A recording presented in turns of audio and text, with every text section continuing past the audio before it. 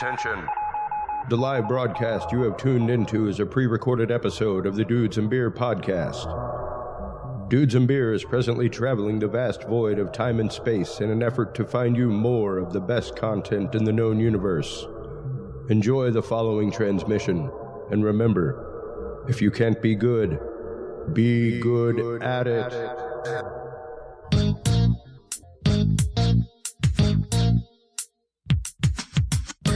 Grab your beverages and turn up your interweb. Solving the world's problems 12 ounces at a time. It's Dudes and Beer.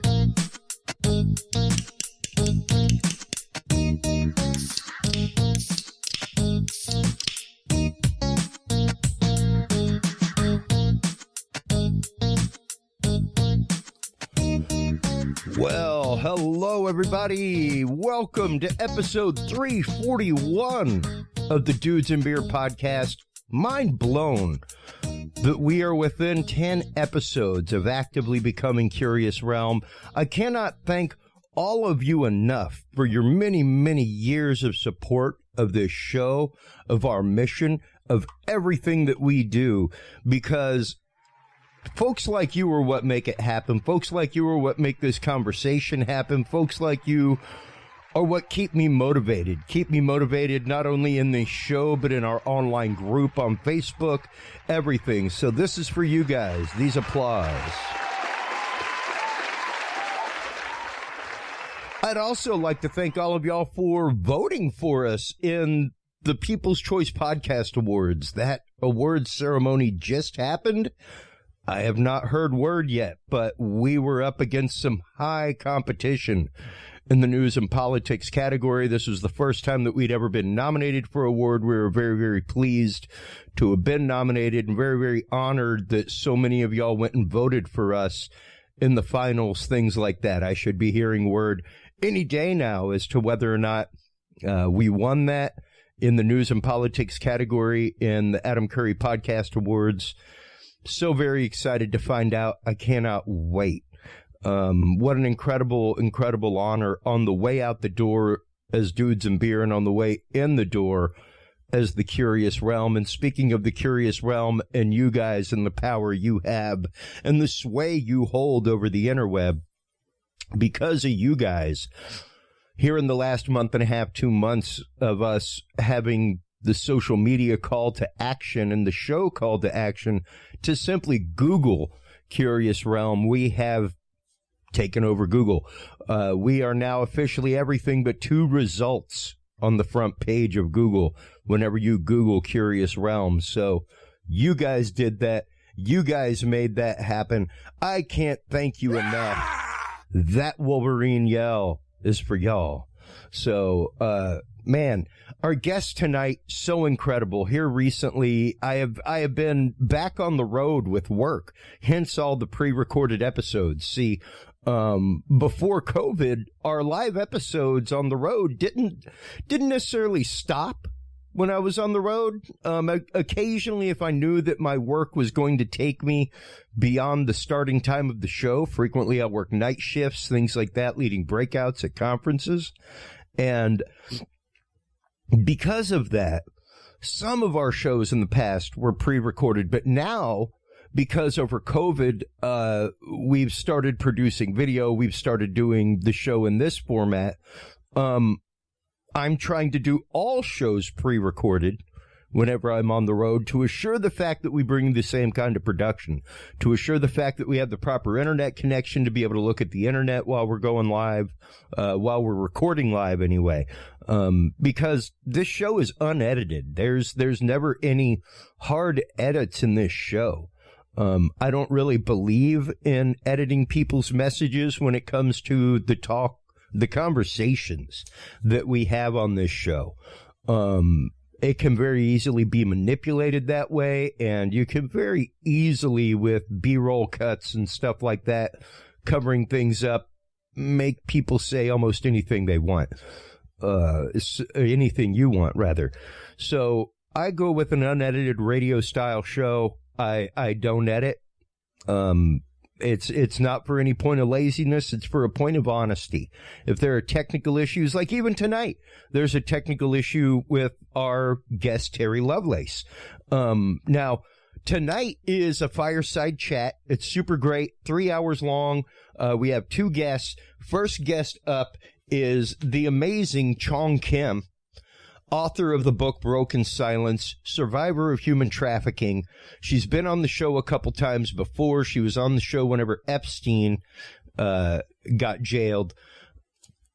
We will be talking to her tonight about her new book, Broken Silence, as well as her ongoing mission against human trafficking, as well as the difference between human trafficking and smuggling, coyotes, things like that. Very fine line legal differences, but also some very, very scary stuff when you're talking about victims' rights wrapped up in there. So we're going to be getting into all that with her in the first part of the show. And in the second part of the show, the technical issue I was telling you about, it was weird, folks. We had Terry Lovelace. Oh, that's the back of a book. We had Terry Lovelace on the show numerous times about Incident at Devil's Den. We had a chance to sit down with him in person, hence the fireside chat style. This time around, there won't be any interruptions of video. There won't be any graphics being shown.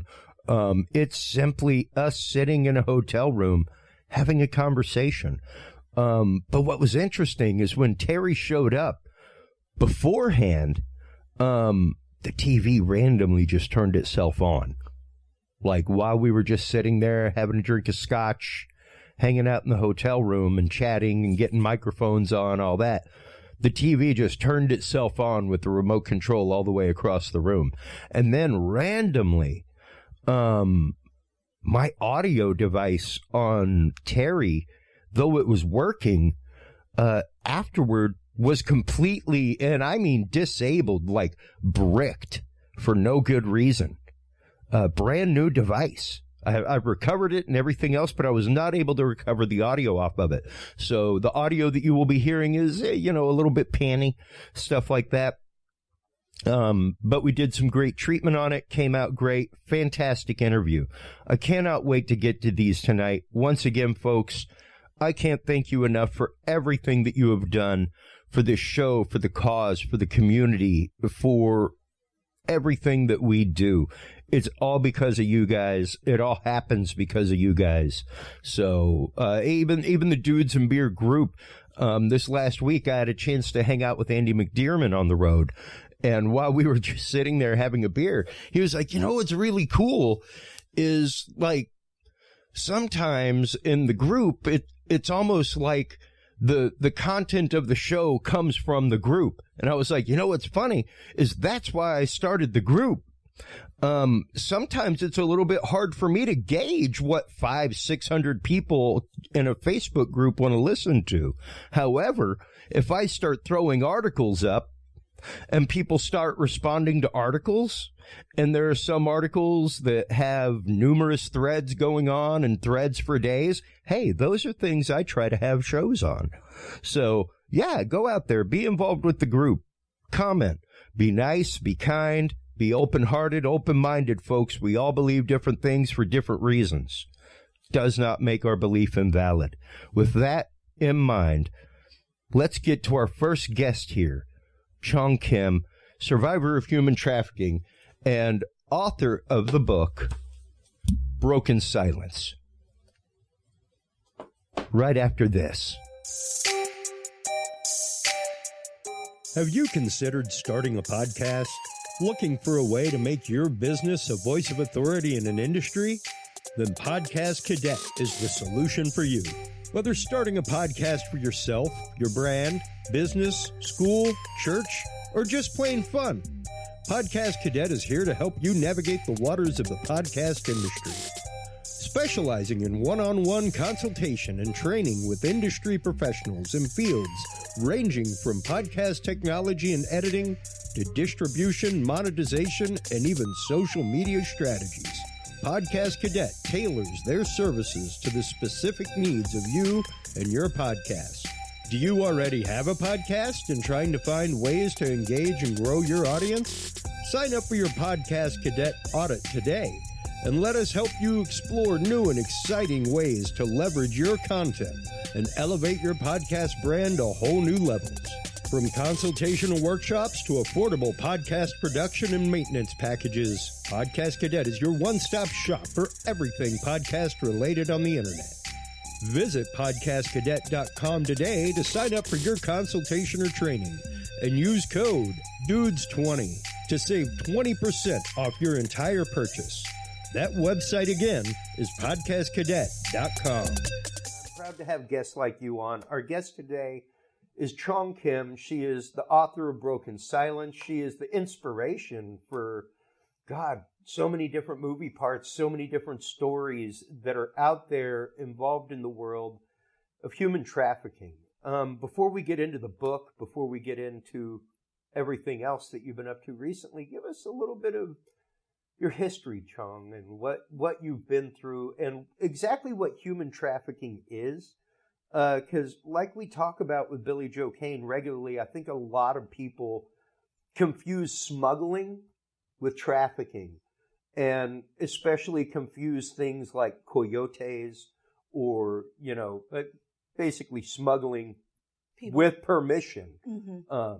But let's get into what human trafficking is and how you came to be ensnared in such a horrible, horrible realm. Absolutely. So first I want to explain what is human trafficking and what is human smuggling. Yeah. And my personal opinion about human smuggling as well.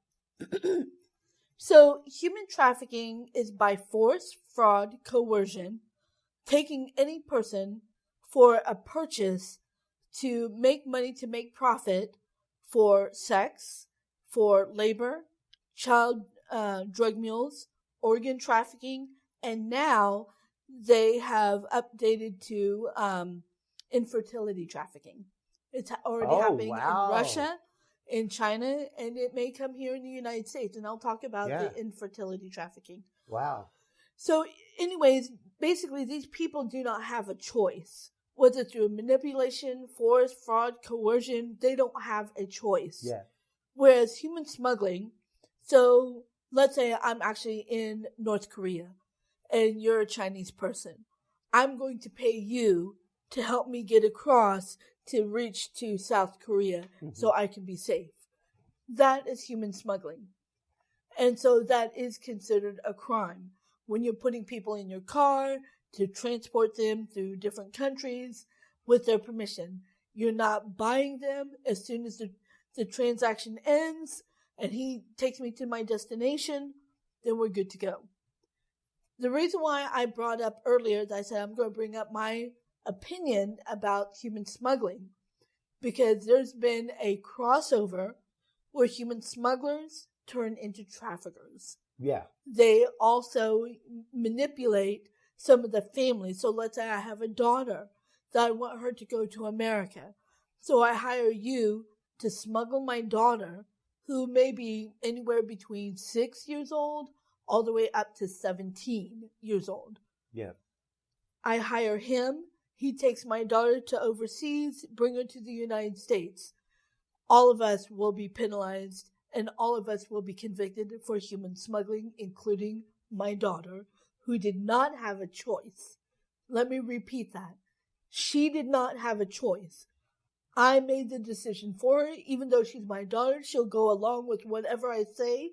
So that's also coercion and also fraud. And that's what's happening on our borders. And that's the thing that that we need to change and educate our system. Yeah. There was a victim, and I'm not going to say her name. She was actually her parents hired a coyote to smuggle her into the United States.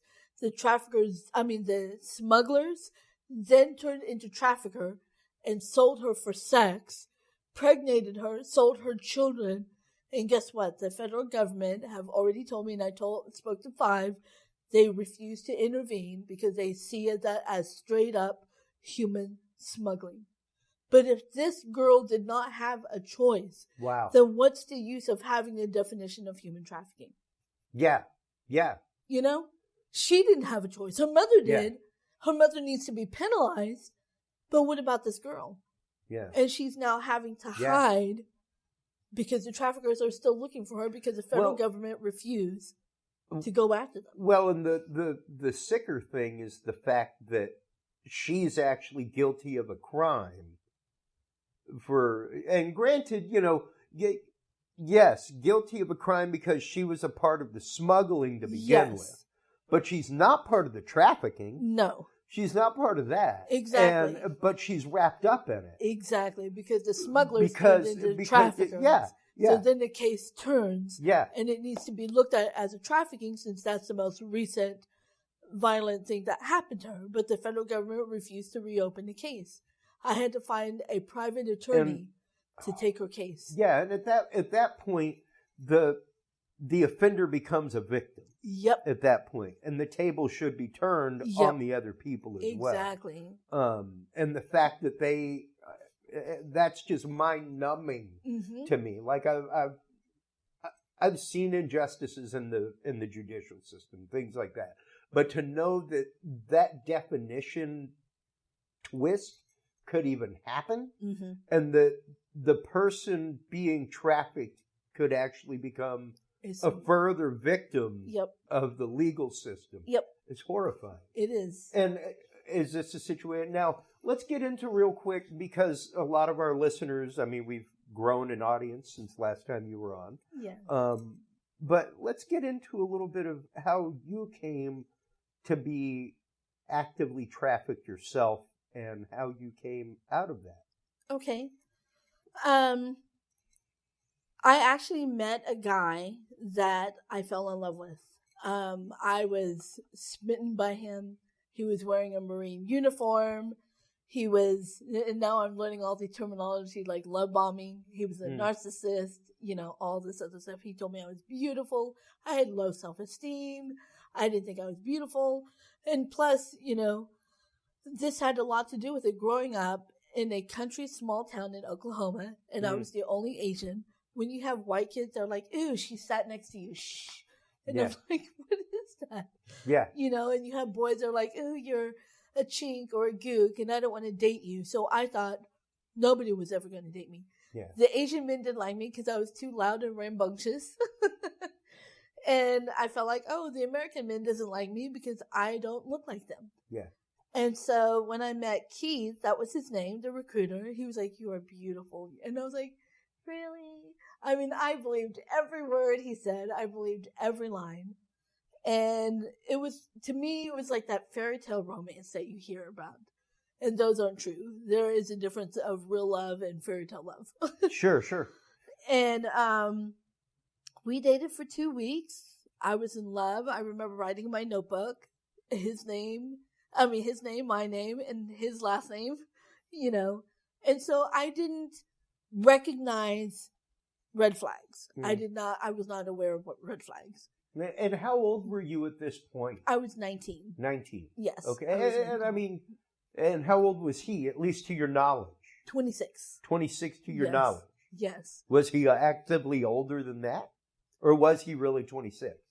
I just had to say, between 26 to 32, he looked very good. Sure. Honest if nothing. He looked like one of those soap opera guys that were very built, Sure. And had that chiseled chin and everything. Yeah. Oh, he's too pretty to date me. And I mean, of course, at 19, I mean, hey, even myself as a man at 19, we all have a bit of naivete at 19. So it can be very easily, like you said, exactly, to be swooned and swooped off your feet. Yep. But was it reality, the fact that he was or ever was a Marine? No. Or no? He never was a Marine. And let's start getting into that, because I think that's really important for a lot of young women to understand. Yes. And it sounds horrible to say, but the ease with which one can be so deeply deceived. Yes. So Keith was never a Marine, but he wore a Marine dress uniform that he bought from the Army surplus store. Great place to buy one. Exactly. And there are other traffickers that have been known to buy police uniforms, firefighter uniforms, So basically, anybody with uniform, ask for badge number, get a selfie. Yeah. You know, I'm going to make sure I got your badge number. But I never knew that. I didn't know until later on that he was never a Marine. I didn't find this out until after I became a madam, I heard about his name and everything, and I found out everything was a setup. And I was like, wow. But to get back into the recruiter, he groomed me. Yeah. Basically, he groomed me. And he would tell me he wanted to take care of me. He was in love with me. And then he said, I want to take you to go meet my parents. I was ecstatic. Because that meant when a guy introduced you to his parents, it means he's thinking something serious. Sure. And this was within 2 weeks of knowing him, though. And I didn't know that wasn't healthy. That's not a typical time to go meet mom. Exactly. You hope by date 3, it's not like, come on by the house. I got to change mom's litter. It'll just be 30 minutes, I promise. Go ahead. I'm sorry. No, you're fine. So from that point on, I remember sitting in a car the first day that my life was going to change. I remember looking out the window and seeing the trees pass by, watching the sun start slowly going down. And I would envision like the picket fence and all that stuff. Yeah. By the time we got to this abandoned house, it was all boarded up. And I have to be honest, the first thing on my mind was like, I hope his mom doesn't live here. Because I really don't want to visit. God, I hope he treats his mom better than this. Yes. So I was like, does your parents live here? And he was like, no, I have a homeless friend. And of course, my naivety, I was like, oh my gosh, not only is he handsome, but he cares. And so I was like, I'll sit in the car. And I said, I'll sit in the car and I'll wait for you. That's when everything changed. He got out of the car, walked over to the passenger side, opened the door. I remember looking up and he choked me. And he whispered in my ear. And my first thought was, what did I do? Is it my fault? I want to make him happy. Why is he mean to me? I want to make him smile. I want him to love me again. Wow. Those went through my mind. It wasn't like, oh, how dare he put his hand on me? I'm going to beat him upside the head. And now, and granted, cultural differences, because you did grow up in another country entirely until early in life. No, I was only born in South Korea. Oh, okay. I came here as a baby. So, okay. I thought it was like 4 or 5 for some reason. No, age 3 to 6, okay. I was raped. And then my parents basically raised me, but with that cultural thing. Yeah. They're like, you're Korean, you have to act like this. Because what was it, do you think now, that made you immediately go into that pleasing? That victim mode almost, of like, what did I do? Mm-hmm. It was from my childhood. My mother had beat me. And because I was the oldest, my mom always says, you're the oldest, you have to take all the blame. You're the oldest, you have to please people. It became a cultural thing. Yeah, you have to be the example. Exactly. Whether it be in discipline. Exactly. Or what. You're going to get disciplined harder so that the others don't make that mistake. Exactly.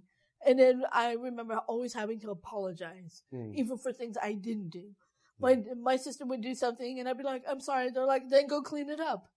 Even though my sisters were over there doing it, and I didn't do it, I still had to go and clean it up because I was the oldest. It was about obedience and honor, and which is all bullshit. How Western of you. I know. That's why Korea don't want me to come back. She's going to bring on the Women's Alliance in Korea. Like, we don't want to cook sushi, damn it. Wow. You heard it here first. Yes. But, and I want people to know, the reason why I'm laughing and everything, it's been over 20 years. I wasn't trafficked yesterday. Otherwise, I'd be a blubber ball. Well, it's quite literally the morbid sense of humor about the horrifying things that have happened in your life. Absolutely. Absolutely. And so, but one of the things that I will never forget, when I was sold, so I'm going to kind of fast forward here because you're going to have to read the book to read the rest of the stuff. But from Keith then there was a madam. The madam was involved, and then she was the one that actually trafficked me because I had called the police on a rape that happened by an escort. And so they had to get rid of me. So she tells me about escort service. I didn't know what an escort service was. You know, it's not like a dinner tabletop topic at your family's dinner table. So who wants to be an escort someday? You know, anybody? You know? And so I remember she said, you can make a lot of money. And I said, do I need to have sex? She's like, no, we don't do that. I found that to be a lie. And because Keith had destroyed my documents, my driver's license, my citizenship papers, I couldn't go to shelters, I couldn't get housing, I couldn't get anything. And then, so when the madam intervened, she was the one who trafficked me. So I remember meeting them at a parking lot somewhere in downtown Oklahoma City. But there was construction over here. I remember a fence, but it was so far away, it looked like a football field. The parking lot. Oh, wow. That's how big the empty parking lot was. I remember seeing, it looked like either a Chevy Blazer, but it looked like an Explorer or something back in the 90s. And they had turned around and pulled in from the back. And I remember he pulled the door up. It was opening up this way.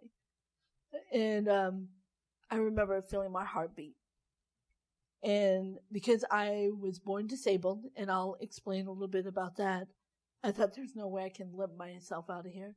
So the only thing I thought at that time is, I'm just going to have to let them take me.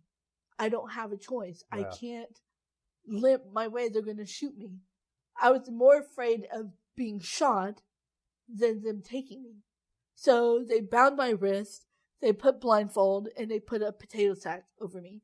And I was laying on the floor of the bed, and I remember hearing them, two men talk, and it didn't sound American. It was European. So I didn't know. I was like, am I going to a different country? I remember when we finally made our stop, it felt like 2-3 days drive. And I did not know they were taking me from Oklahoma to northern Nevada on an Indian reservation. Oh, wow. And on this Indian reservation was a warehouse. And so they also had connecting warehouse to the casinos. And so, I mean, not warehouse, but underground basements. So anyway, when I was at this facility, I actually thought we were in a third world country. I didn't think about planes. I didn't think about boats. Yeah. You know, you don't think about those things at the time. You're just like, what the F? What is this here? Yeah. And I was still blindfolded. And I remember hearing their voice bounce off the wall, this cement wall. And I remember hearing the keys rattle, the doors rolled up. And when it rolled up, I remember hearing, and I was like, wait, that's not me. Because I was feeling my face, like, did I sneeze? You know? Yeah. And so they pushed me in, and I could feel, like, you can feel bodies. You knew there was other people near you. Wow. So when they pushed me in, they pulled the potato sack off. The moment they pulled the blinds, I saw about between 20 to 50 girls, and they were lined up like this, staying like this. They were like, looking down. And he said, this is your new home. Shut the door. And I turned around, and I was slamming my hand on the door. Yeah. And as soon as the door shut, I saw the girls' demeanors change. They were like, from here to... And I was like, we need to scream. And they all just kind of looked at me, and I was like, And these were all different races. We were all clumped together. So it wasn't just one race. We were all mixed up. But all of these girls didn't speak English. It's like each one of us came from a different country. Mm. And so they were pulling we had like these mattresses lined up on the wall. They would pull the mattress down, bring it on the floor, and we'd all sleep on the floor. And I remember when I was smelling, I was like, what is that smell? It was old urine, old vomit, blood from their period, all of that. I mean, it was disgusting. Wow. I remember feeling sick. Some of the little girls got pneumonia. we don't think about these things. Yeah. You know, when we think someone's being held or someone's being abused, we don't think about the little micro things that we take advantage of every day. We do. And that's something that we talk about. We were talking before the show about our friend and guest, Billy Joe Kane, and his work in human trafficking. And his work started because his children got groomed by somebody that they knew. Yep. For years. And it was like, wow. And that's just it. I don't think that even in our modern day connected society, Chong, that people understand the readiness of this, the actual availability of this, the fact that this is in every town. Yep. Like you hear about it sometimes whenever the Super Bowl happens. You'll always hear about like a major sting, something like that. The FBI will come in beforehand and catch some trafficking ring or something. But then it calms down. Like I follow the FBI RSS feed, things like that. So I hear about it a lot more regularly than the average person. But this is everywhere. It is so entirely pervasive. It's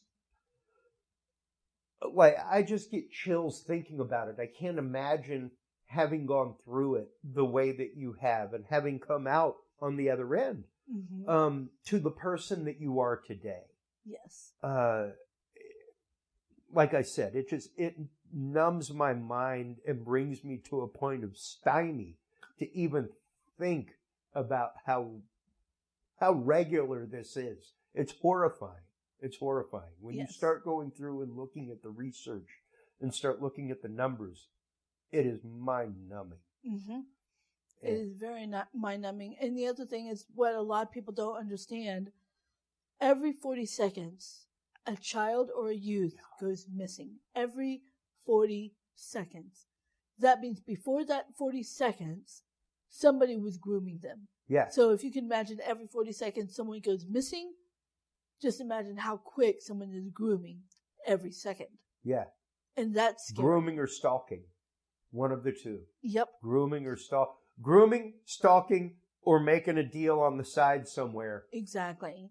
You know, taking money for who has been groomed or stalked. Yep.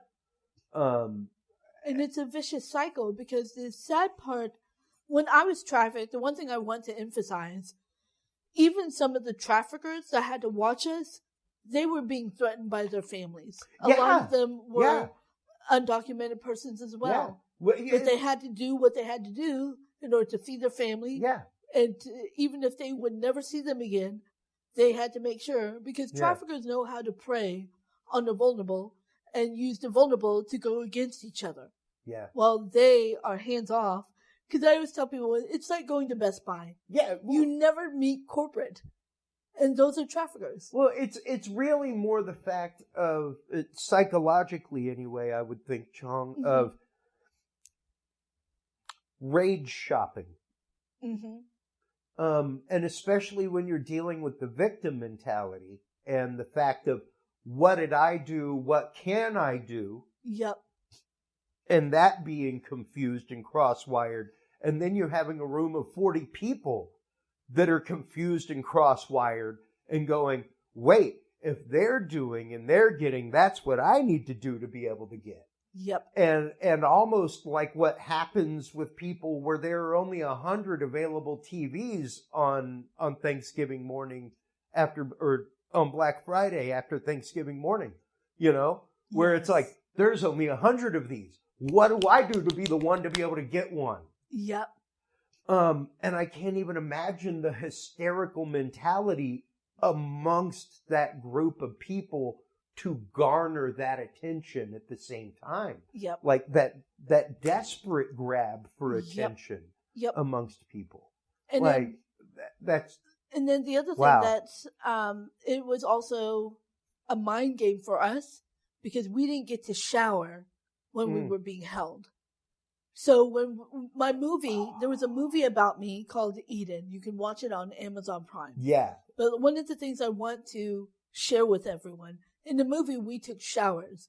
That did not happen in real life because traffickers needed us to beg for showers in order to comply to be sold. Soon as you said that, it just popped in, because after I interviewed you the first time, I watched Eden. Yep.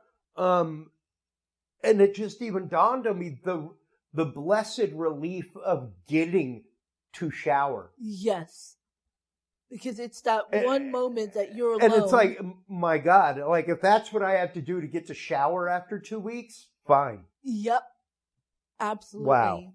Because I remember when the traffickers would roll the door open, he said, who wants shower? First he would say, he would see us, just lighting up looking scared.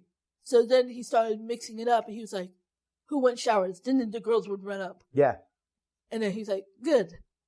Wow. Because they know what that means. Even the little girls would be like, I want shower. I want shower. Yeah. Because if she doesn't get picked, she's never going to get a shower. Yeah. Because in the storage unit, even though we had mats, I want people to visualize this. And here's the other thing that I want to dispel the myth. You don't have to be held against your will to be trafficked either. And I'm getting sick and tired of people saying people who get held is not true. That you should not say, because I never got pimped out, so I'm never going to talk about pimping. So if you've never been held under, you need to keep your mouth shut. That's how I see it. Because you're hurting victims that are being held against their will.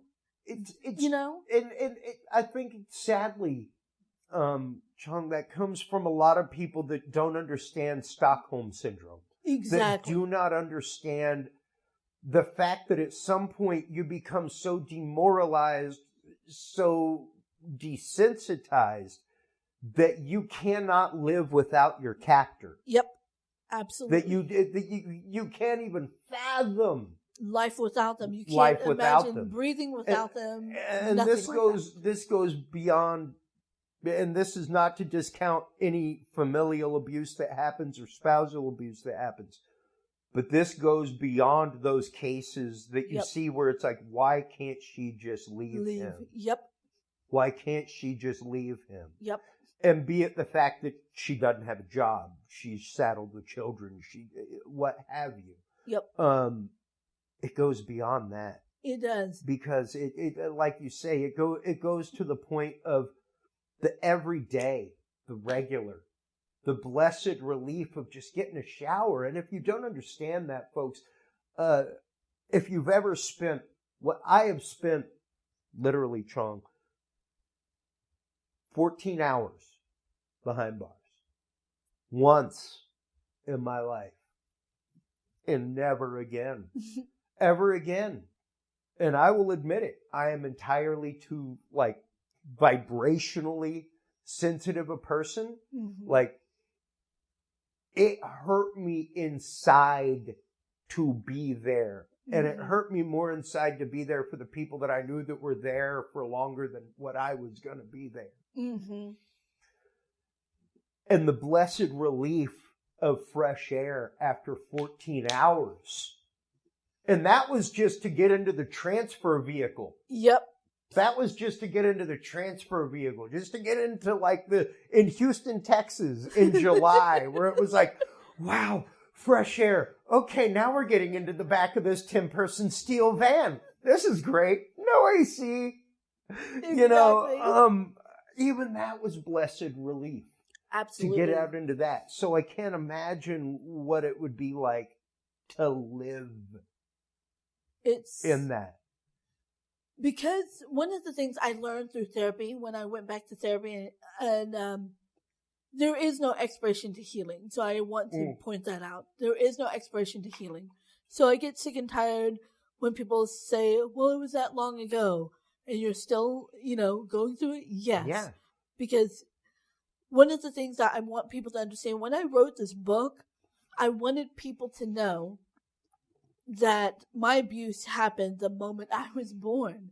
And so, have you ever taken a pitcher of water and then poured different food color, and guess what it turns into? Black. Yeah. But if we were to take every food color out, would it still turn clear? So when you add on each food coloring is every trauma a child goes through. Yeah. So when the child has not healed and it's stacked, another trauma, another rape, another battering, then you get all the way up to here where trafficking starts. And so you either become one or two things. You either start to think, you know what, I'm going to play the game, I'm going to go along with this, and I'm going to get what's mine, and then you turn predator. Or you survive, you go through it, you start hating the world, start hating yourself, but slowly heal, and you become an overcomer. How long did you hate yourself for your decision to follow him? Oh. How long? Because, I mean, as an addict myself and somebody who suffered with some pretty hard drug addiction at one point in my life, a lot of people ask me why I have a lot of the cold just cut off that I do. And it's because if I choose to care further than that, it may not be a happy situation for me. Exactly. Because I just care too damn much. And I choose to make other people a project in life. And when they fail, I feel like I failed. And that's no good. And that's just my own.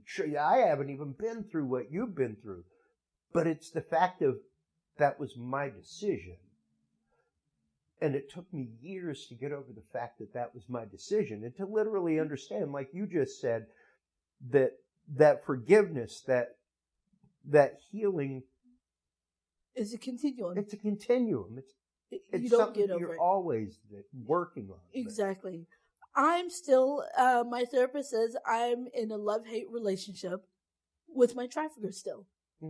Even though I have been away from him physically, because every time I speak, I didn't realize that some of the things reminisce that old feelings. Yeah. It's like, have you ever heard of a song and all the feelings come back?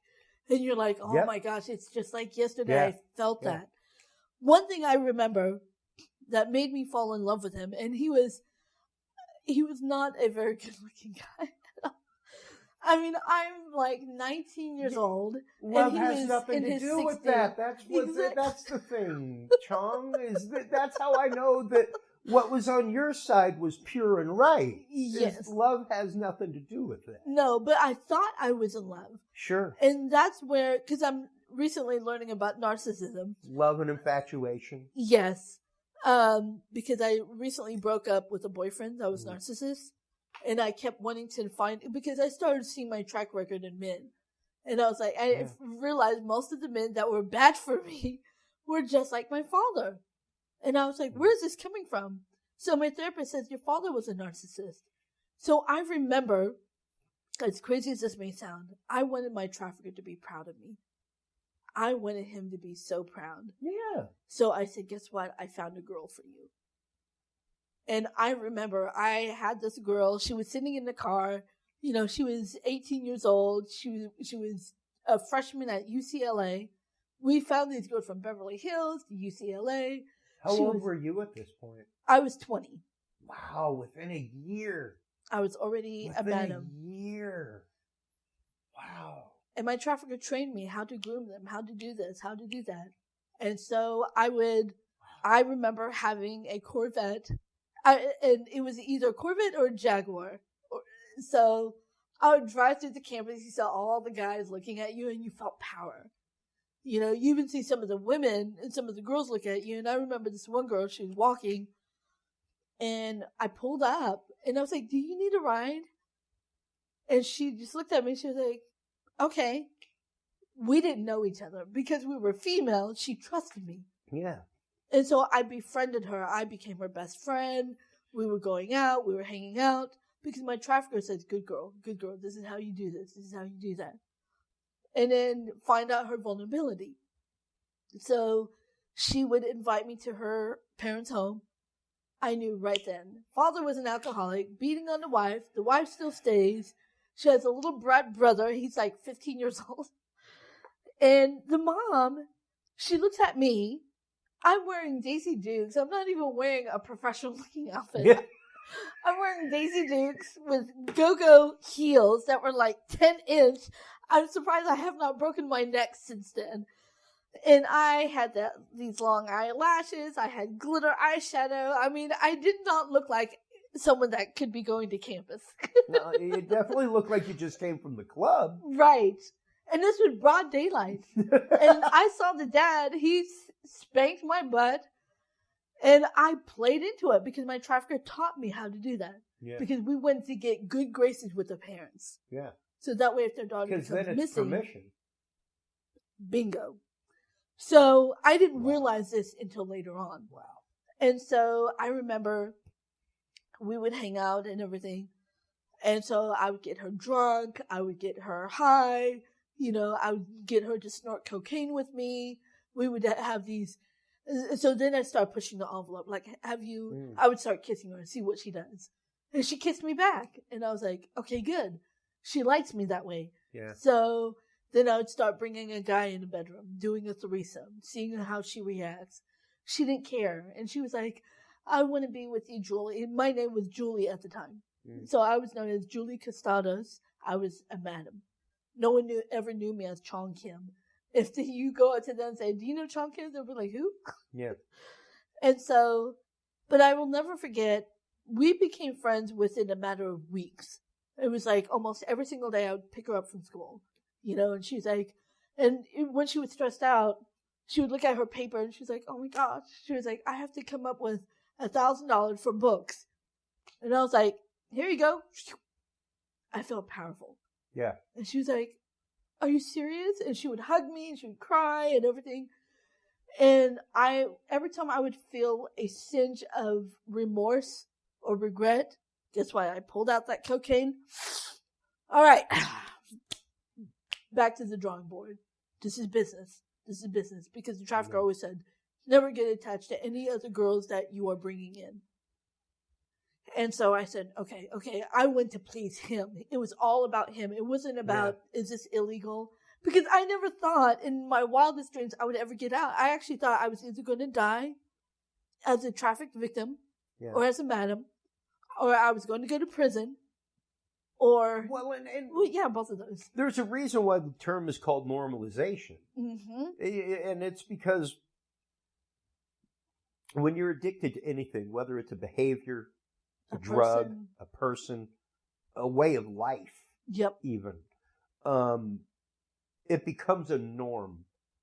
And making those sacrifices or even doing those inhuman things, be it stealing, helping traffic somebody, bringing somebody into that world, becomes a norm. Yep. It becomes such a everyday passing thing that you don't even think twice about doing. Exactly. And I mean, granted, like I said, not to that extent, but I've definitely been there in my life, and I can understand that. It's not easy to forgive yourself from that point. And the fact that you have come to the point of even sharing your story, even helping other people, being involved within the trafficking community, the anti-trafficking community, anti-trafficking community. Those are the things that's why I don't edit my show. Even that, it's huge. It's amazing because so many people would hide that light under a bushel, Chong. So many people would not embrace the mistakes they've made as a chance to help others and to help pull others out. And one of the passages from your book, I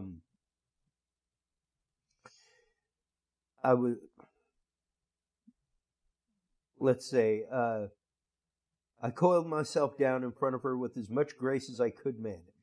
My palms started to sweat. This was bad. I understood her rage. This cold serpentine confrontation was all wrong. She leaned forward a little. Why did you say you wanted to kill somebody? She asked. How often did things like that happen with you? How often did things like that? Yeah. how often was that echoed in your later life? All the time. All the time. There are times I can still hear her voice. Like about a month ago, I decided to try dating again. Okay. And I actually cried because the guy said, "You're fat. I've never seen a fat Asian." And I could hear my mom saying, "See, you shouldn't have gone on a date. You're stupid. You're ugly. No one's going to want you." And then I started realizing, like, in the Jules, because I have dissociative identity disorder now. So the Jules part of me that was trafficked, she's still in me. So the Jules part of me said, because that's a switch that you had to turn on to literally disassociate from the real world. So the Jules part of me comes out and says, "This is why we need to get in shape.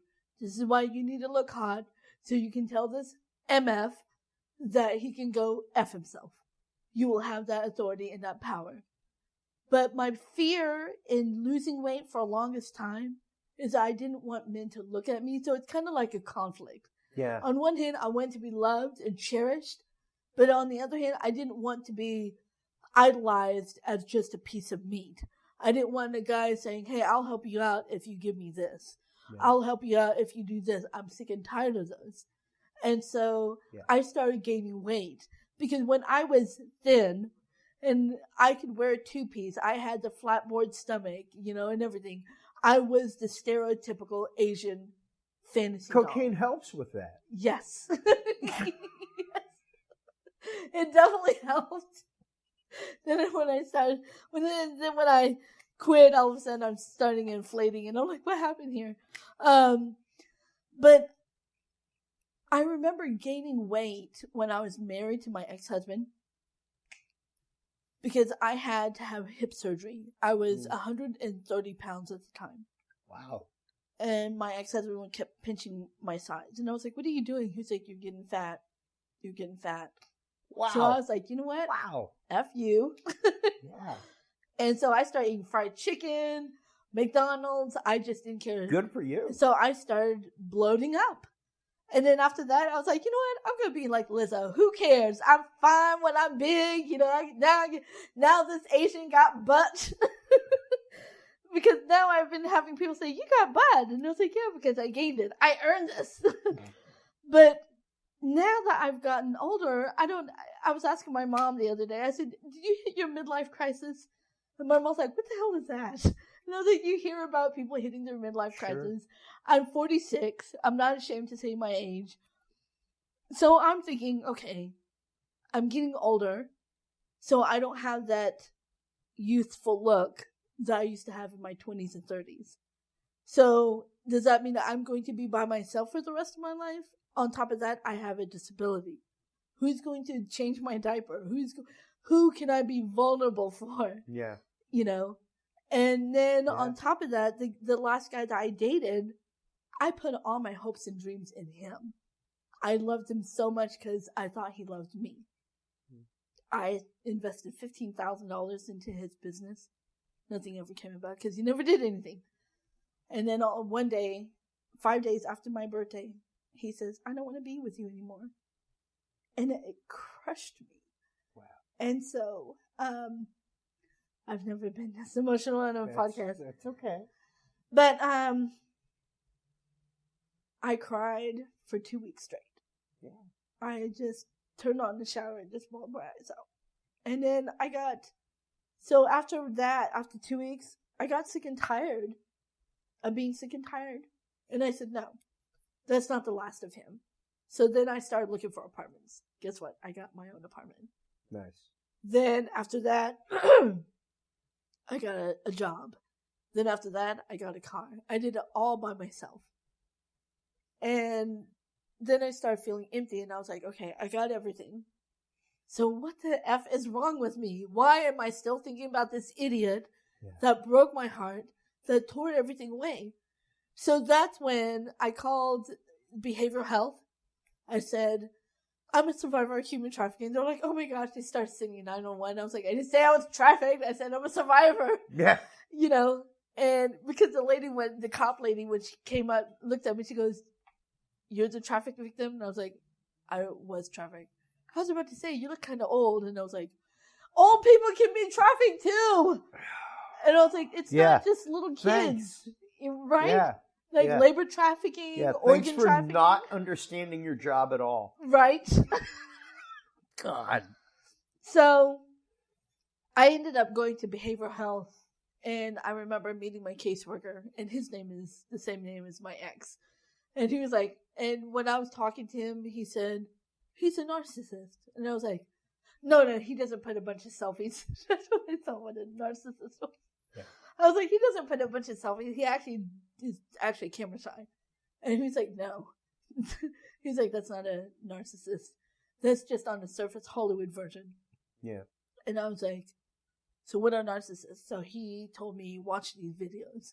So I started watching them, and I was like, oh my gosh, he gaslighted me, he love bombed me, he trauma bonded me, and I'm bonded by the stupid trauma. And so then we started diving in more into my therapy, because in the past therapy I went through, I never got to talk about my parents. Everybody was so enthused about my trafficking that we forgot the most important part. So when I realized that my father and mother were both narcissists, and that's what made, because as a child you're developing, you start to look at their behaviors as normal. And then I realized not only were they narcissists, but so was my recruiter, was also a narcissist. He loved to bomb me in the beginning, and then switch up without a blink of an eye to traffic me. Yeah. And then my trafficker was a narcissist. He was the longest running narcissist intimate relationship I was with. He was very cold and stiff, but when I saw his vulnerable moments, I thought that was love. I thought finally he's sharing with me. He's going to be nice to me. Yeah. And but yeah, I started learning about all these men that were bad for me were narcissists. And so my therapist said to me, he said, if you want to get over him fast, find another man. But if you want to get over him completely, find yourself. Yeah. And I was like, well, I'm fucked. I'm like, it took me years to figure out that I was a victim of human trafficking, and now I gotta fix myself. And then I said, and I told my therapist, I said, you know what, the part that really is unfair, and I'm going to have a conversation with God. Why is it that... I can tell you about conversations with God now. That's going to go. Go ahead, though. So, why is it that when people have been abused, we're the ones who have to go the extra mile to fix everything? Why do we have to do all the work? Because I told my therapist, I said, I wouldn't tell my ex-boyfriend that he hurt me. He said, it won't work. Trying to tell a narcissist how you feel, they're not going to feel remorse. They're not going. If they apologize, they're only apologizing to shut you up. And I was like, so I can't let him know how much he hurt me? He said, you can, but he either won't respond. So if you want to write him, then don't expect a response. So in June of this year, I sent my ex a long email and told him, this is how I feel. I'm angry and I'm hurt. I'm angry because you knew I was trafficked and you exploited me. Yeah. You taunted my pain and my triggers. You made a laughing stock. Even though I was crying, you ignored my tears.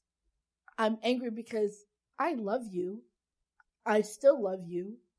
But I love myself more to not allow you to hurt me. And after I got done, I was like, is this where I'm supposed to feel empowered somehow? Because I really don't. I'm like, this sucks. And so, but then my friends told me that they noticed a change in me. They knew I was in a relationship, but they didn't know, was it COVID or was it the relationship? Yeah. And I said, what do you mean? They said, Chong, you used to post tons of stuff about human trafficking. Yeah. I would have motivational Mondays, topic Tuesdays. You did. Yep. Yeah. Ever since I got in a relationship with an idiot, all of a sudden it stopped. And when I started learning about narcissism, what they take away from you, I was like, that's what the trafficker did. Yeah. And so, but anyway, I don't want to go too much on a tangent. No, because it's about purpose. Yes. Chong, and, I think that's a lot of the reason why you've written the book. Yes. Because before the book, you were, once again, the inspiration for movies, all kinds of stuff. Numerous characters were based upon your story. Yes. But I think writing the book has really given you a new voice for yourself. Yes. And I think that's what your therapist is trying to say. The one thing that I learned through my years of therapy and things like that was that the whole Jerry Maguire, you complete me thing is great for a movie. Yep. It's not actual real life. Nope. If you're depending on somebody to complete you, you Yep. put a lot of burden on somebody else for a responsibility that is utterly your own. Absolutely. Absolutely. I want to go back to when you said that it was admirable of me to share even the darkest moments. Yeah. Me being a female trafficker. So I want to rewind that back. When I first started speaking, I started sharing that because someone says, well, how did you leave? Yeah. Well, I didn't leave and say, okay, bye. Now that you're done with me, I had to rank up because they don't let you leave. Yeah. I had to rank up. Yeah, you basically had to rank up to rank out. Exactly. So when I did that, I remember this girl, she walked up on stage, she spit in my face, she said, how dare you, you disgust me. When she did that, in my mind, I was like, I'm never going to tell anymore. I'm never going to speak about this. Until the FBI agents started calling me. So 2 weeks later, the FBI agents, they contacted me. They're like, we're with the FBI. And I was like, damn it. I knew if I said it, I was going to send my butt to prison. And so they said, can you come to the office? Yeah. And I was like, great. So this was in Minneapolis. I used to live in Minneapolis. So I went to the BCU. That's their Bureau of Criminal Investigation. And I remember this one FBI agent, she walked up to me and she was like, can I give you a hug? And I was like, before I go to prison? And she was like, what? And I was like, nothing. Sure, let's hug it out. So we were hugging and she was like, I saw you speak 3 months ago. And I was like, oh, the one where I got spit on? She goes, yes, that girl doesn't know what the hell she's talking about. And I was like, oh, so I'm confused. And she was like, you can teach us how to get them because you've been there, not just on the victim side, but also on the other side. Yeah. You know the transits, you know the points, the sellers and buyers. And I didn't think about that at the time. Yeah. And I was like, let me guess. You want me to wear a wire, act like a mama-san, and then you capture the traffickers, but they can still have guns and knives and things like that and still shoot and kill me. And because I'm before you ever get there. Before I ever get there. Yeah. And then on top before of that. Before you make the block. Right. Sure. And I was like, are you going to cover my life insurance? And they're like, oh, yeah, well. And you want me to pay for it through my taxes, right? Right. Yeah. Cardboard box. Just making sure we got this all straight before we start. Exactly. And that's when she was like, no, we want you to teach us. We want you to train us how they think. Wow. So I was like, I can get with that, which that didn't come on until later. Because this guy came in, he was like, no, we're going to have her do undercover. And I was like,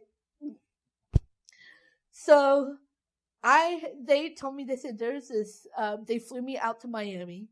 There was this Asian nightclub and they had like sex and guns and cocaine and everything. And so one FBI guy had to go with me. So I looked at him and I said, first of all, the FBI agent came in looking like a white version of Snoop Dogg. And I was like, that's how you're undercover, you know.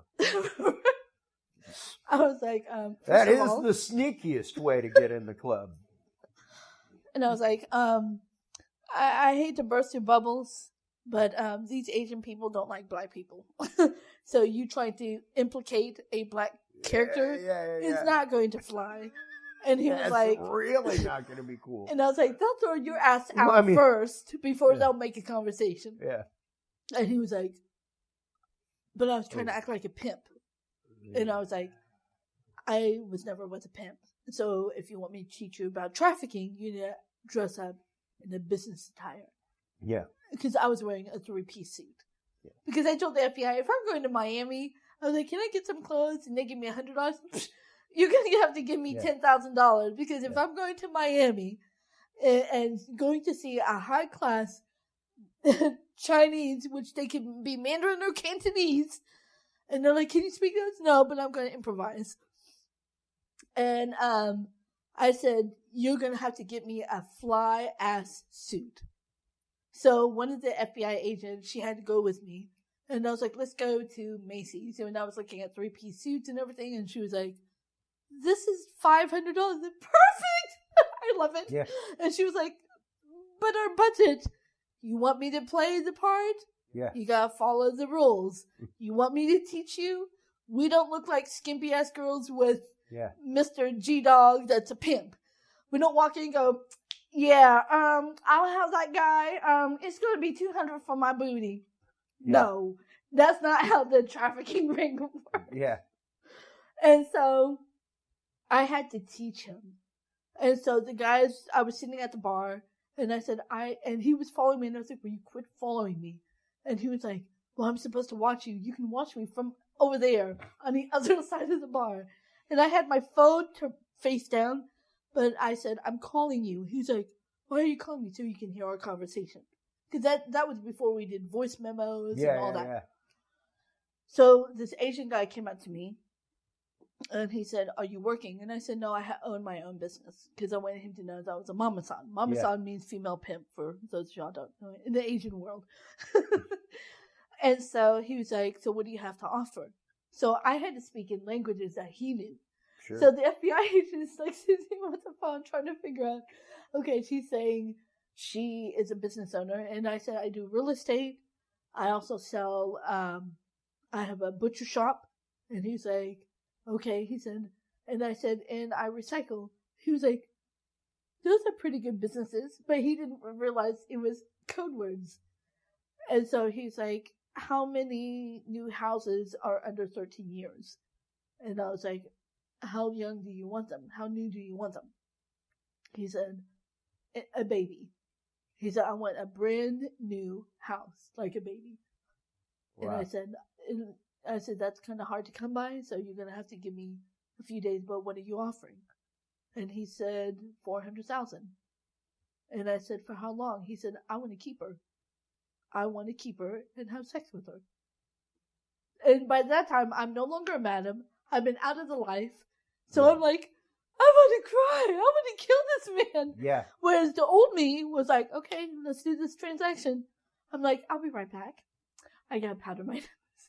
So I start walking to the bathroom and I'm puking my guts out. And I'm thinking to myself, where was I when the real transaction with the trafficker happened? Yeah. Why didn't I puke back then? Mm. And I forgot that I was already drugged up. I was already an addict. They had injected narcotics in my veins. So I didn't feel or anything. You were regularly numbing yourself with cocaine or what have you. Heroin, narcotics, meth, And so I had to look at myself in the mirror, and the FBI agent, he was standing outside the door. He was like, is everything okay? And I was like, oh my gosh, this guy is about to get on my nerves. He should not be following me because they watch you. And so by the time I got out, I said, I'll send you a contract, an NDA contract for the new housing, but you don't get to have her for 6 months. We're leasing her, and you're going to lease her for 1 month, $400,000. I'm sure you know how to make time with her. And he was like, I'll contact you and talk to my boss. And I was like, please do. And I gave her my card. So after we left, the FBI was still sitting there, and I walked out by myself, and I was like, that idiot is not listening to me. Yeah. So I walked in, grabbed his arm, and I was like, all right, now we can go, because they're gone. And he was like, oh, I was still listening, and I was like, my phone wasn't on me at that time. And so we went back to the field office, and they're like, so what's going on? I was like, he can't come with me. I can't have him come with me. He doesn't listen. He's not learning anything. And he had 4 margaritas. Is he allowed to drink? And they're like, typically no, but he can have like a drink here and there. And I was like, I wish somebody would have told me. I would have gotten me a stiff drink after that conversation. Yeah. And so this woman, she was like, I want to follow her. She was the FBI, and she goes, teach me everything. So I told her it's better to have 2 women than a man. Because if they see a man following you and walking all over the club following you, they're going to be hands off. And he was like, well, I thought I was a business partner. They don't like to talk to men unless they already know you. If you're new, they're willing to talk to a female before they'll talk to a male. Mm. And I said, no offense. You're a white guy. They're Asian. They don't know you. And because I'm Asian, they think I'm going to keep quiet. Yeah. And so he was like, so the other woman, she was Colombian and Jamaican. And so I said, this is perfect. I'll just say you're one of my girls. And she's like, okay. And so we put makeup on her and everything like that. And then, so me and her were sitting at the bar and everything. And she was wearing a cocktail dress. And we had 2 Asian guys walk up to us. They're like, can I buy you a drink, ladies? And we're like, sure, and buy us a drink. And then we would watch our drinks. And then we would tell the bartender, can you give us a drink, just a glass? And so or can you give us a bottle of beer? We wanted a bottle. So we would drink and spit in a bottle. We'd act like that was our chaser. That way we didn't drink anything, just in case they roofed us or whatever.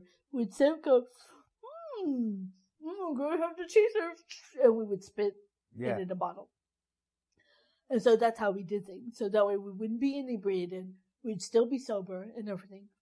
And so I was waiting for that guy that wanted an infant. He never came back. Wow. So I never got to fill out that transaction. But after I did so many of these undercover, then after a while, once my name got in the limelight, my movie came out, then I had more and more FBI agents. And I told them, I said, I'm not doing undercover. Yeah. I will train your field agents how to do undercover. Send me the undercover agents. And so I looked at all of them.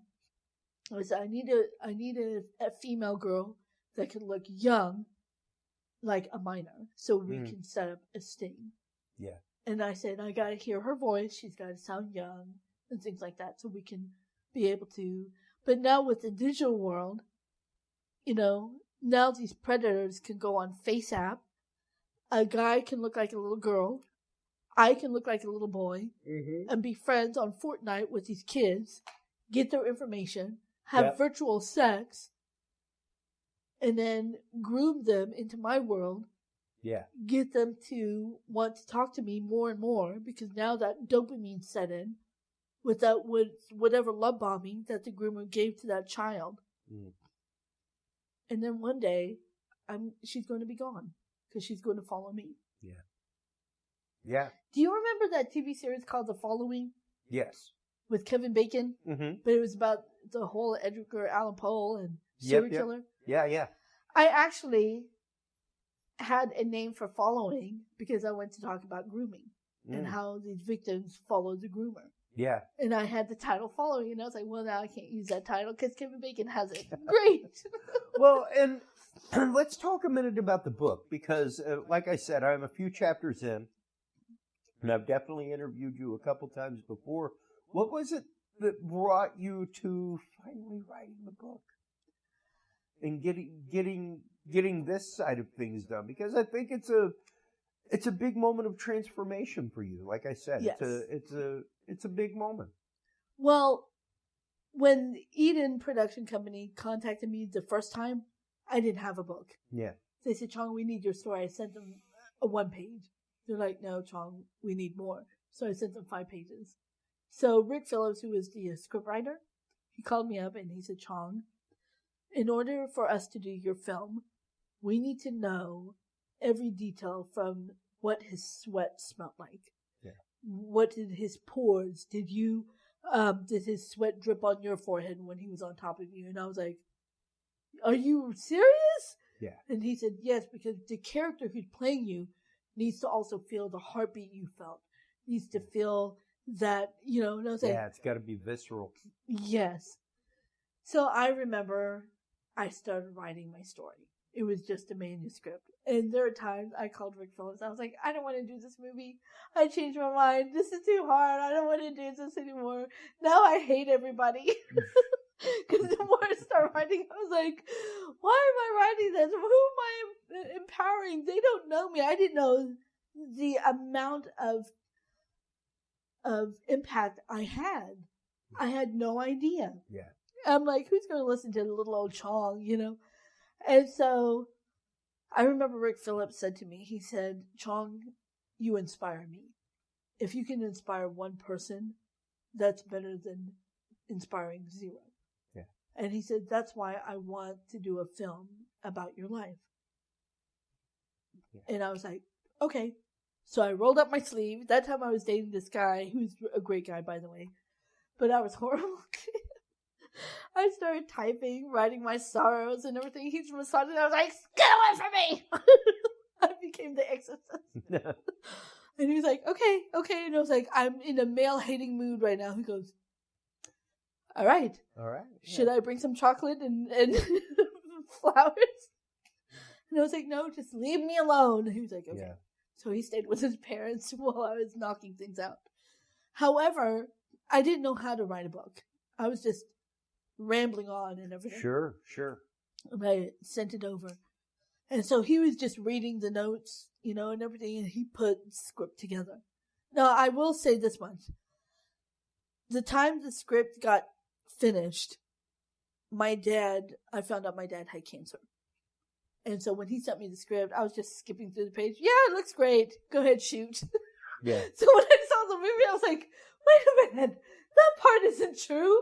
And I was like, oh, dummy me. I didn't read the script line by line. I just went, it looks good. And so, but the part that I was hurt about in the movie was that I didn't get to be involved in the film as much as I wanted to. Sure. I didn't know anything about film, and all these producers were like, you can't be involved, you don't know anything about film. Yeah. So how are you going to tell my story? They're like, we got the script. So when I started reading the script the second time, I was like, okay, wait, oh crap, I'm in trouble now. Yeah. And so, but it became, at that point, things become an adaptation of. Yes. Yeah. So then I had to go to red carpets and I was happy with South by Southwest. Sure. Because they said, we got Jamie Chung. And South by Southwest was like, so are you going to bring Chong? That's who we want. They were the first film festival that asked for me. They didn't care about Jamie Chung. They're like, she's an actress. We want to see the real woman. Yeah, we want to see the person that it's based on. Exactly. And so what I didn't know at the time, because I didn't have a manager, I didn't have an agent, I didn't have an attorney. Yeah. I did not know that the production crew treated me so bad that I went to start voicing what really happened to me. Yeah. And so, because people ask me, because in the movie she kills people, I'm like, I don't want to go to jail. I've never killed anyone. Exactly. I don't know what you're talking about. Exactly. And that's just it. Often we see like, this is based on true events, and you have to remember that a lot of licenses have probably been taken at that point. Yes. When you see this is based on true events. Like, unless it's the fact that quite literally, like a couple of Scorsese films like Goodfellas, where the guy literally sat down with Martin Scorsese and told the story. Exactly. Based much more on what actually happened than what yours. So what got me to write the book is that after the movie came out, after the red carpet, people were asking questions like, were there kittens? We even had people that were marching outside the theater, free the kitties, free the kitties. Yeah. And so shortly after I had people come up to me, we love you, Chong. We think you're amazing. People were taking pictures. People I thought were true friends. They went to join along. But then whenever I needed help, it was quiet. Yeah. And then when I would text my friend like, hey, what's going on? Are you having another red carpet? Yeah. Yeah. Are you having another event? Are you? And I was like, no, I just wanted to say hi. Yeah. And so shortly after that, the smear campaign came out. Mm-hmm. Jody Williams is a madam that I knew. James Barnes actually owns his own escort service, but he fronts it with breaking out. I'm speaking out because I'm getting sick and tired of these smear campaigns. Yeah. And so everybody knew the version of Chong through Eden. They didn't know through my voice. Yeah. So I pulled out that script and I started hammering down every detail. I'm like, you know what? This is my turn. This is my voice. Now I've had it. I'm getting sick of this smear campaign of people who don't know me that wants to say, oh, you know what? I heard that this was fake. Or I heard that she was a liar. Or I heard that because her story all is mixed up. Well, first of all, I was drugged up. I don't remember whether it was 12 o'clock or was it 2 or was it I'd Thursday challenge or was it anybody Monday? to remember anything with any great detail 30 years from now. Exactly. You know, and so that became my push. There's a reason why eyewitness testimony is not accepted in a court of law. Exactly. And then on top of that, I've been working with the FBI agents. Yeah. If I was defrauding anybody, I would be in prison by now. Yeah. Yeah. You know? And so even the FBI agents told me there was nothing they could do because of the statute of limitation. Mm-hmm. And then on top of that, all the evidence, where is the evidence? And I was so glad when Epstein got busted. I was just about to ask that because, I mean, we've only got you for a few more minutes, and moving into the world of modern trafficking, that is really one of, and even to hear now that, like, they're actively trying to serve papers on Prince Andrew, like even to hear that Bill and Melinda Gates she went and talked to a divorce attorney the day that Epstein was arrested. Mm-hmm. That was phenomenal to hear because of his relationship with Epstein and how they knew each other and things like that. Yep. So, what has that meant for you? And what has it meant inside the movement? Because, I mean, despite any foolishness of the last man to hold executive office, the one executive order that he signed that was like, good God, thank you, was the Human Trafficking Rights Act. And the fact that there is actively now a means by which to compensate people who have been through that kind of human trauma. Trafficking. Absolutely. And to have their story told, to have this come out to light. The fact that people don't even realize the man passed that into law is mind-blowing. Yep. Absolutely. Absolutely. So what have these things meant for the community, for those of you that have been trafficked? To me, I feel like there's still, because I also know some of the men that Epstein hung out with. Sure. Because I went to New York, I was in California, I was in all these other places. Now, I saw Epstein from afar. We never got chummy. He was into blonde-haired girls. But it depends on who he was hanging out with. So if a millionaire or billionaire during that time says, I would rather have black girls, he will go and find black girls too. That's not being talked about. We're still having on the media the pretty blonde hair, blue-eyed girl. Yeah. When there are other ethnic groups and other races that are being trafficked. That's where I feel like the advocate for it's where those, 90%. Yes. Again, because blonde hair, blue eyes is only 10% of the world. Exactly. Folks. Exactly. I hate to give you but the I was straight glad ratio. that he was exposed Yeah. because I've been talking about corruption. I've been talking about corruption since the moment I first started speaking, which was in 2003. Yeah. And when I was on Montel and Tyra Banks and all these others Huffington Post. Yeah. I told them about the level of corruption. Then everyone's like, oh, really? There were politicians. There were celebrities. I can't say the celebrity's name, but there were celebrities that were right involved. as I met you was right up around the time that the quote Pizzagate Yes. and everything else was coming out. And, Yep.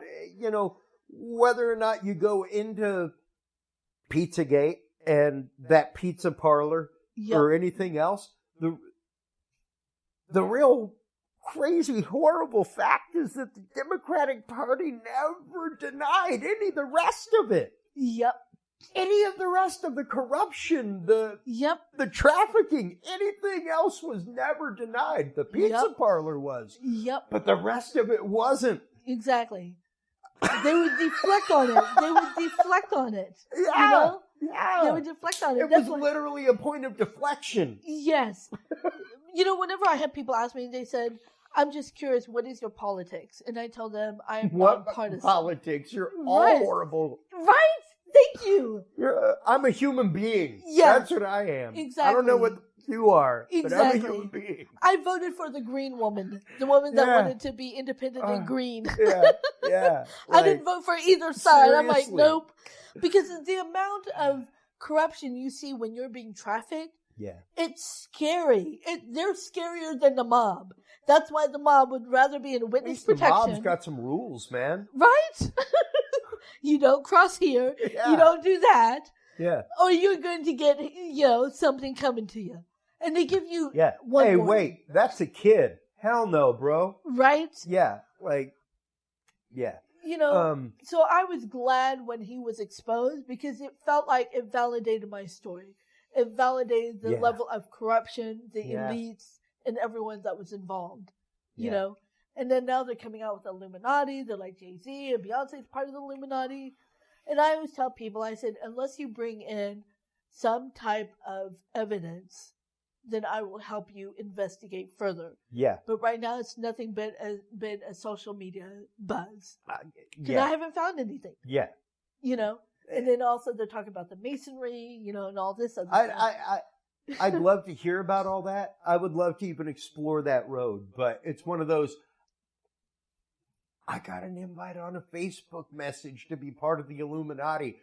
So I don't think that's where it's at. Exactly. I don't think that's what's happening. Exactly. I got a Facebook message. So, exactly. No, I'm sorry. Exactly. I don't make that much money. It cannot be the elites. Exactly. If I got a Facebook message. Right. So, yeah. Exactly. There's that.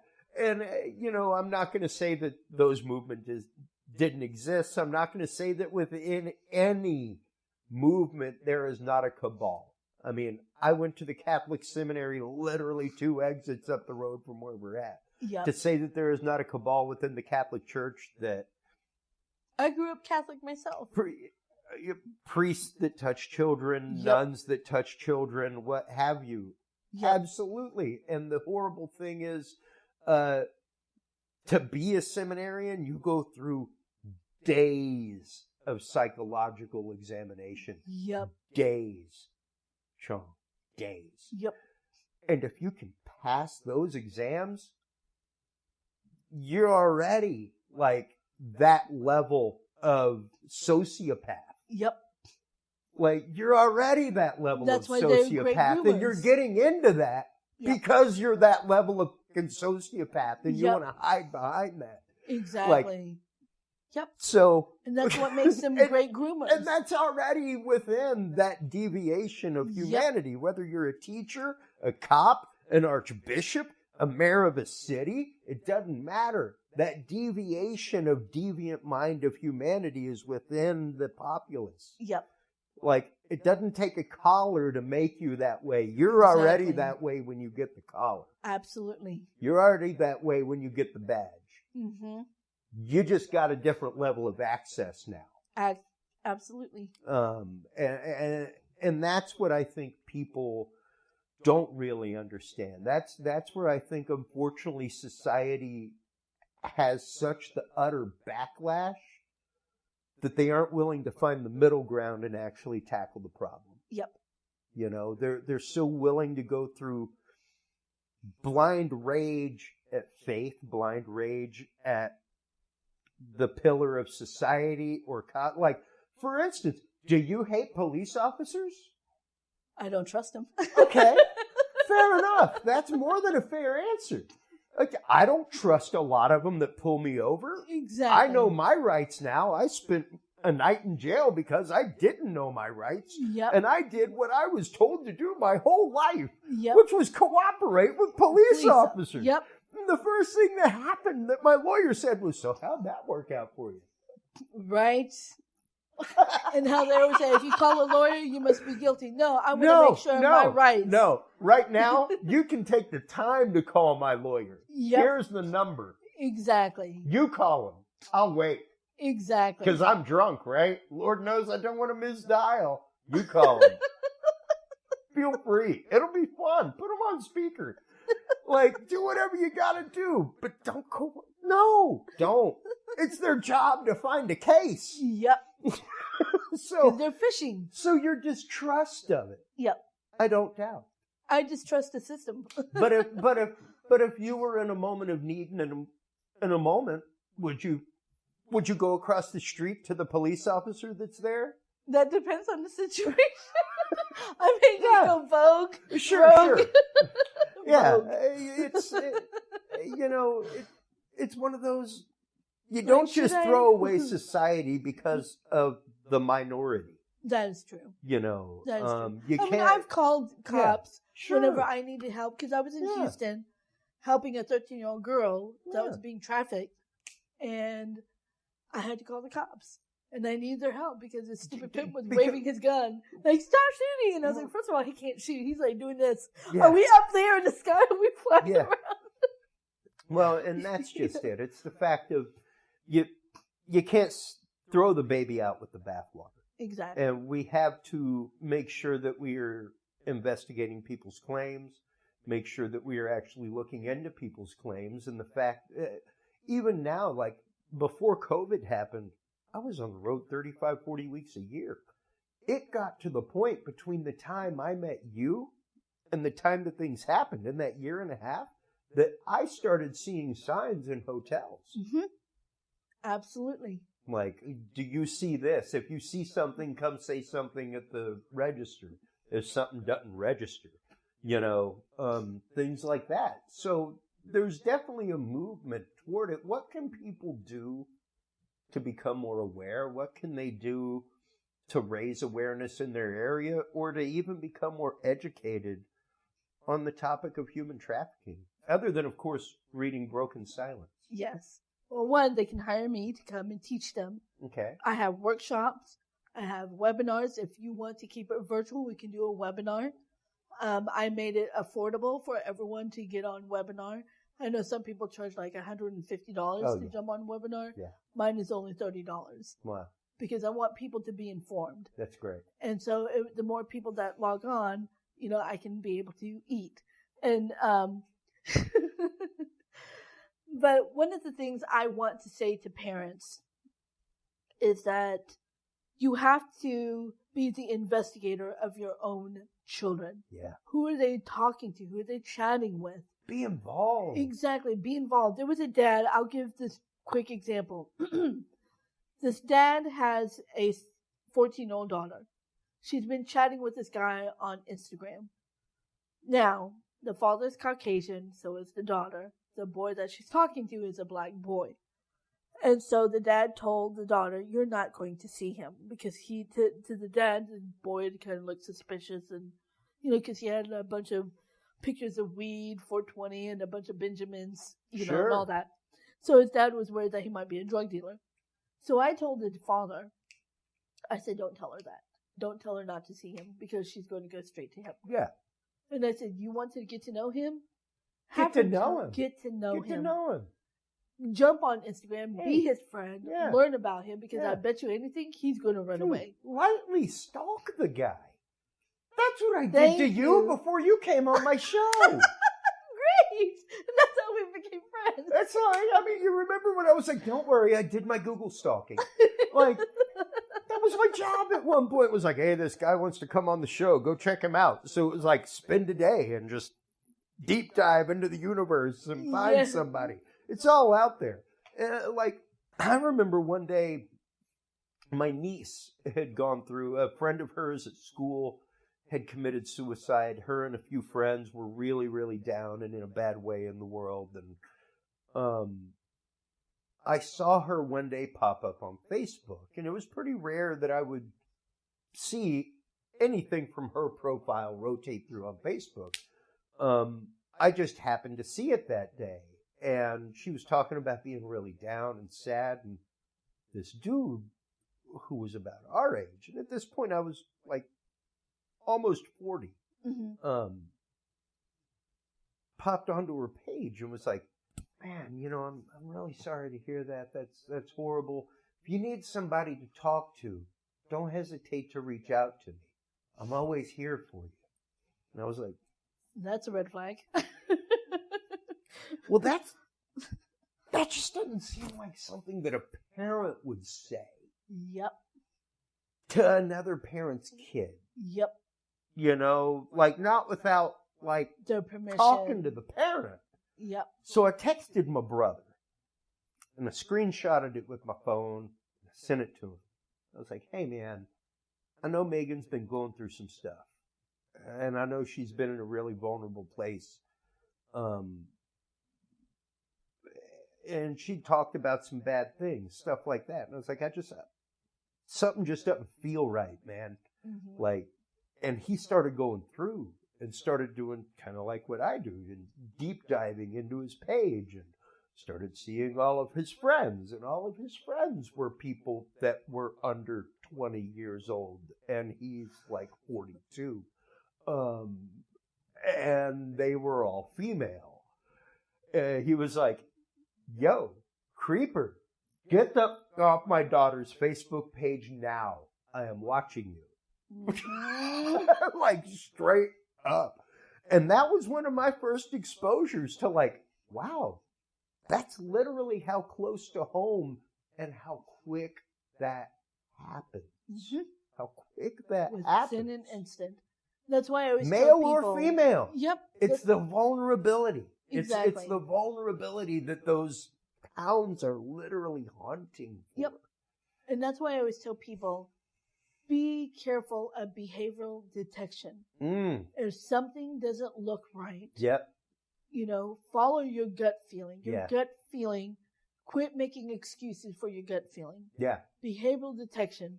And some people don't know what that is. So, with that being said, I'm working on 2 projects. Okay. I don't know if we talked about this the last time. I'm wanting to launch a TV series about human trafficking. We lightly touched on it Yes. a little bit. So I also changed the name. Last time it was called Save Me. Okay. So I changed it to Every 40 Seconds. Okay. That Great. way it's a catchy Which title. was the hashtag. Yes. So I'm still looking for a network, trying to find investors, you know, things like that. Okay. And so to get into television, it's getting harder and harder because if you don't know people, yeah, it's kind of like, it's not what you know, it's who you know. Who you know. So that's why I'm trying to find, or I may go independent, go to like Tubi or Plus TV and all these other, because now new networks are coming out. Oh, sure. So that's one project I'm working on. So the TV series is actually about me teaching the FBI how to think like a trafficker, and we tackle with every case.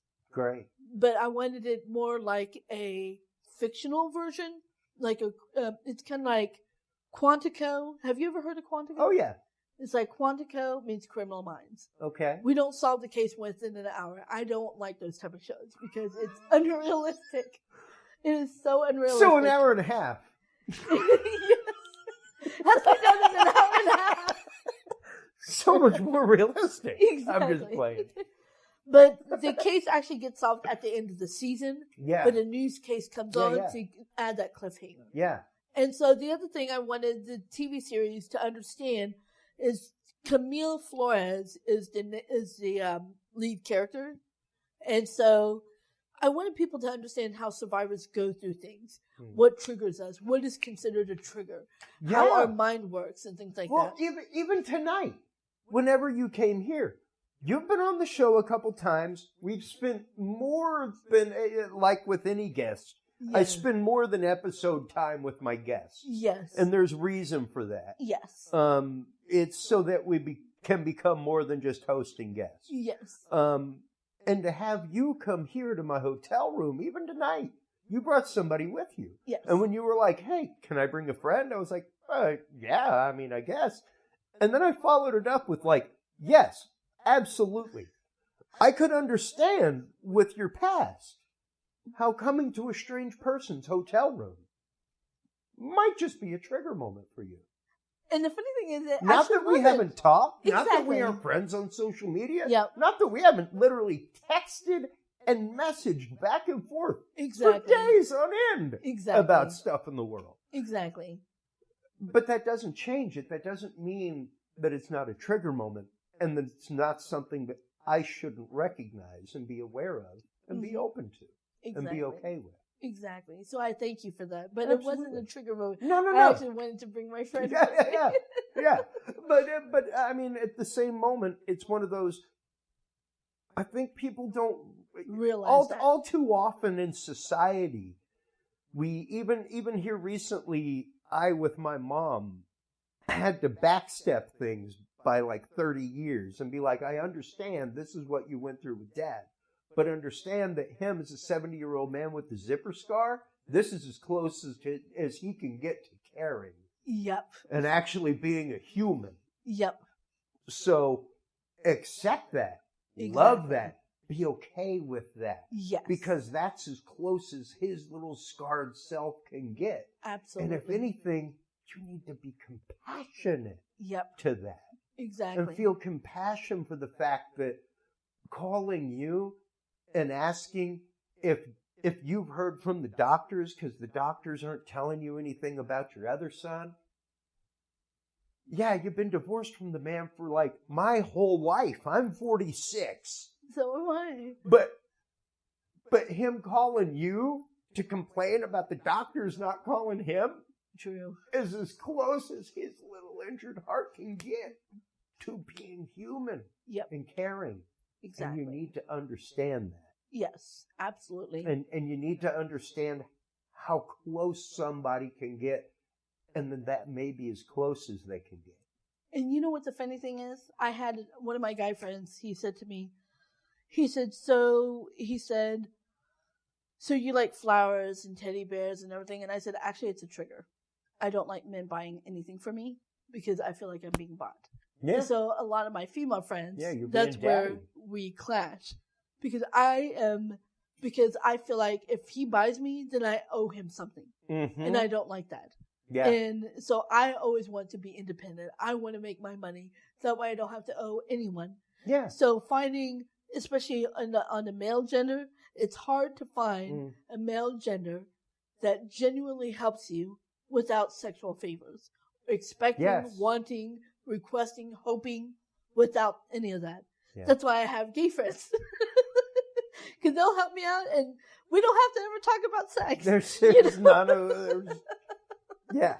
Yeah. There's nothing looming in the background. Exactly. So a lot of my female friends, not my friend here, she actually understands, but my other female friends, they're always asking me, they're like, Chong, you need to give him a chance. And I'm like, I want to pay for my own date. He could pay for his. We could go Dutch. And so a lot of men are shocked because they're like, oh, I'll take this. They're like, no, I'll pay for mine. You pay for yours. Yeah. And it's okay. You're broke. I got this. Exactly. That's what you should do from now on. But the funny thing is, I kill plants. So I always tell the guy, okay, so on the first date with me, let's meet up at the sports bar. I don't need these fancy schmancy candlelight dinners. Number 2, I want to pay for my own meal.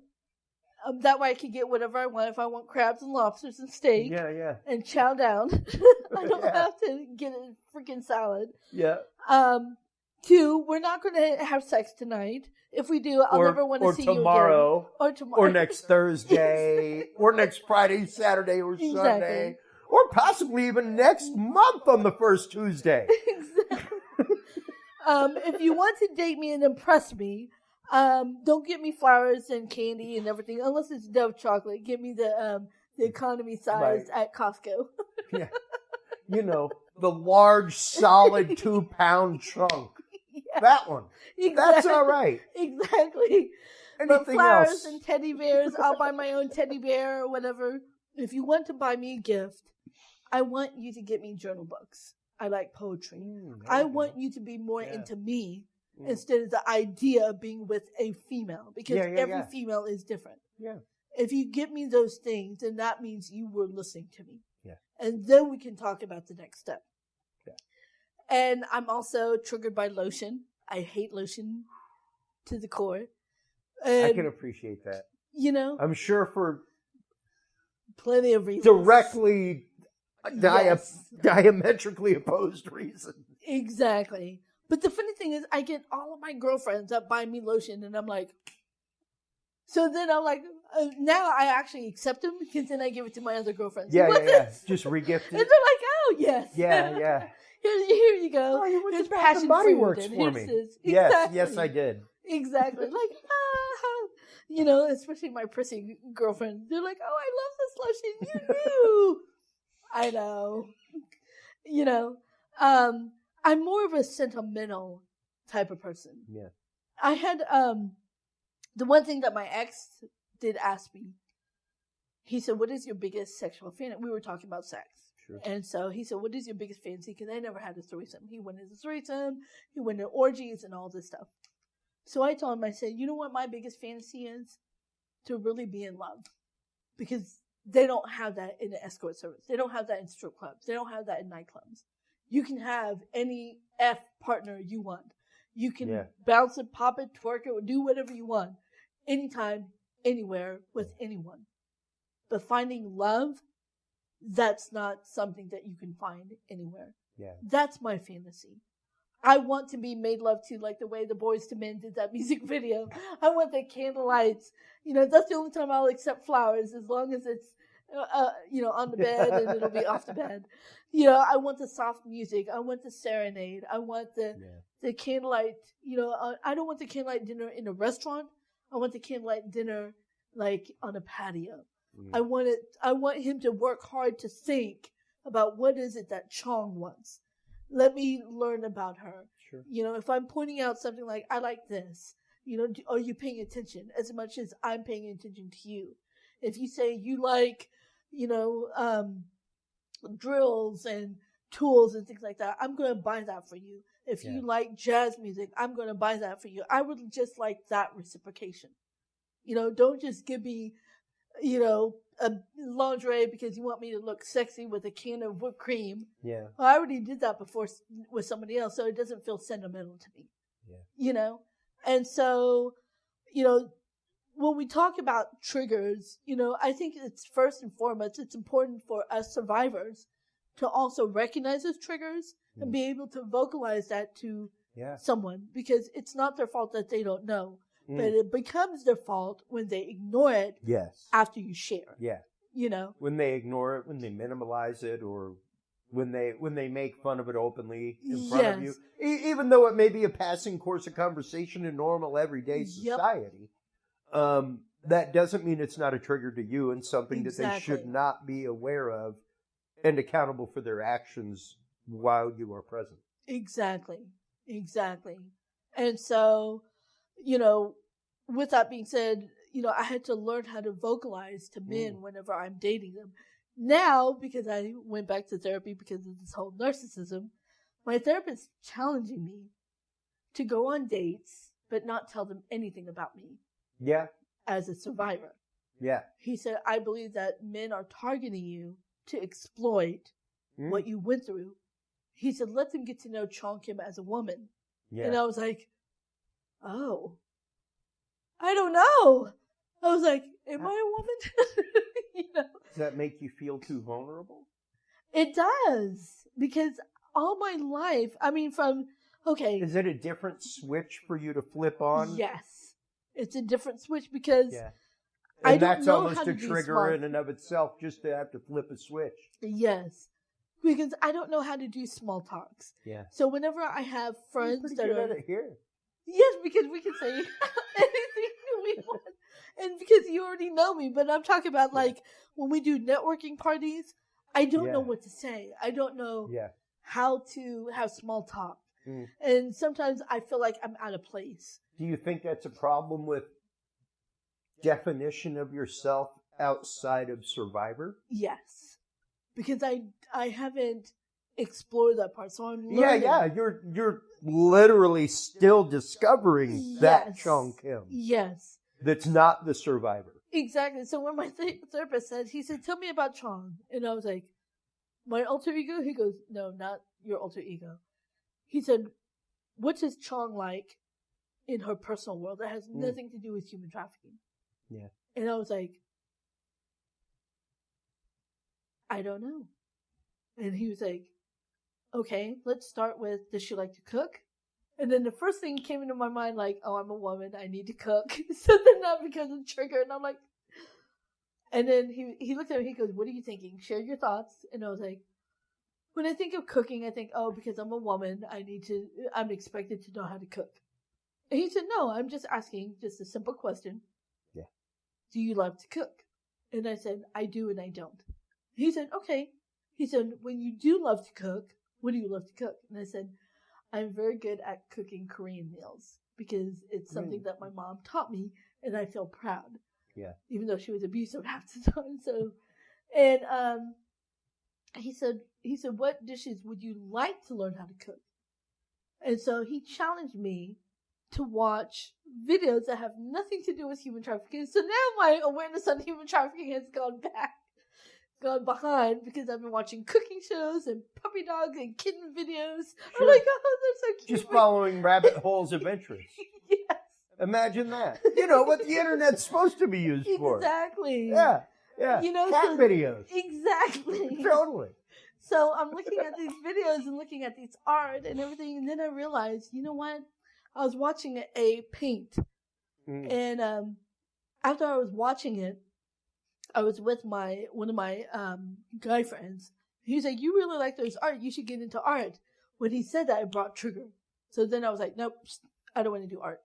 He was like, "But I just saw you watch art videos," and that brought trigger.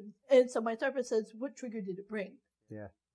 And I said, because every time I went through therapy, we always had arts and crafts. It was like, oh, we're going to teach you how to heal, so we're going to do arts and crafts. And it was like, oh my gosh, I'm getting sick and tired of arts and crafts. Can I just get a gun and just start shooting bad guys? That'll make me feel good. My therapist used a fellow. Uh-huh. We played Othello in elementary school. That's what we played. We would play that and pick up sticks. Yes. And we would talk. Yes. Yeah.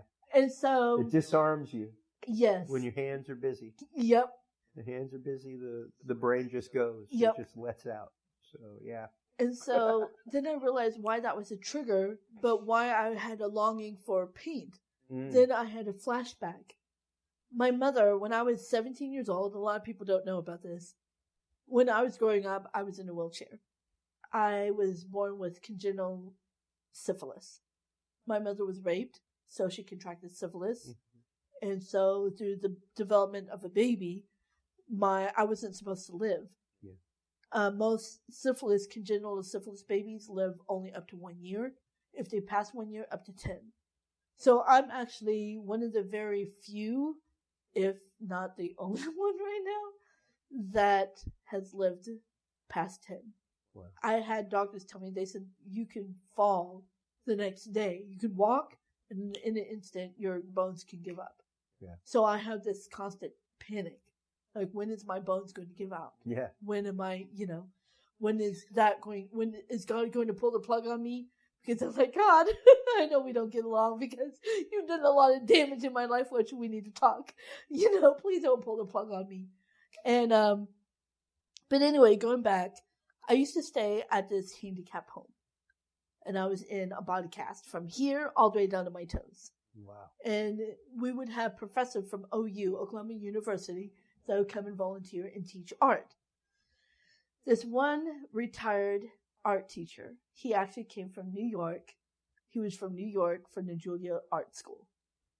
And I would sketch. I loved art for the longest time. When I was a little girl, that was my escape to my abuse. Sure. I would draw, I would sing, I would write poetry.